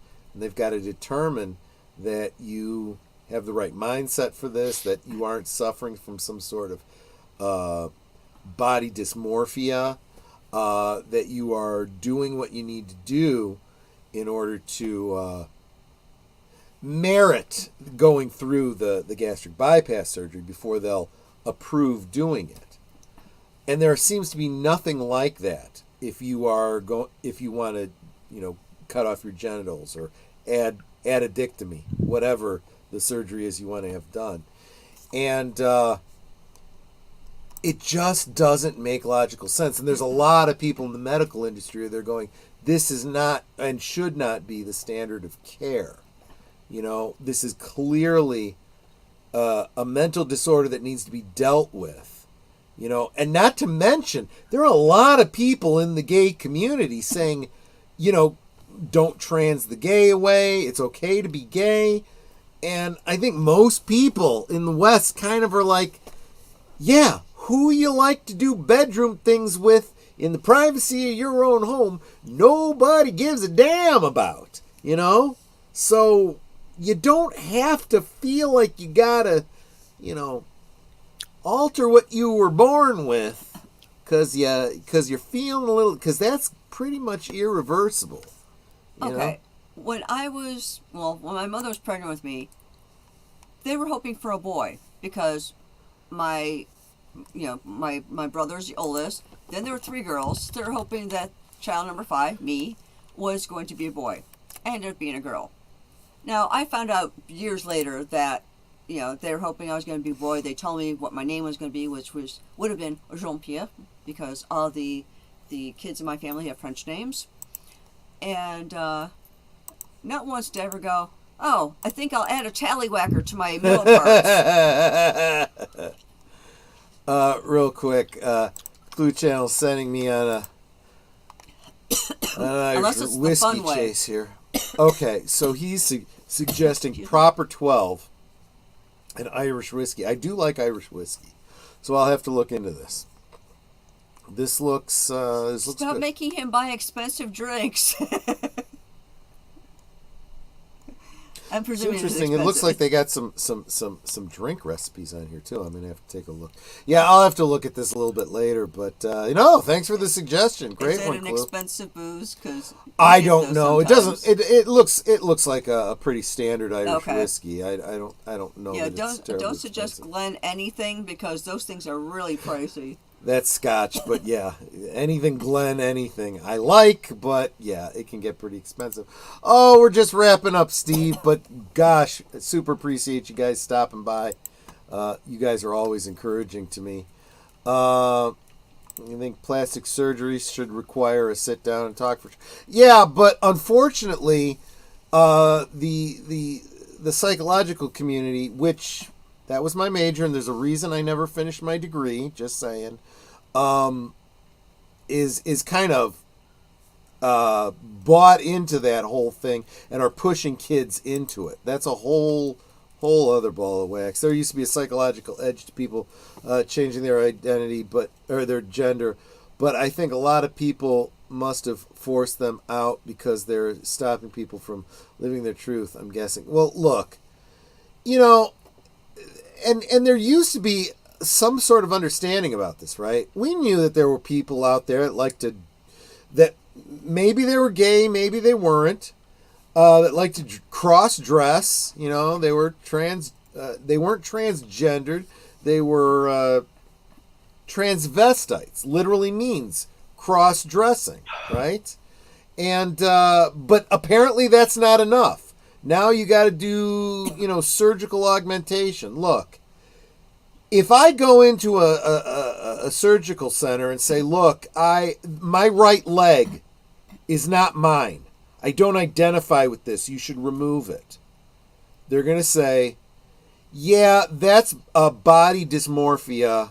You have a psychological problem that needs to be dealt with. We're not going to remove your leg.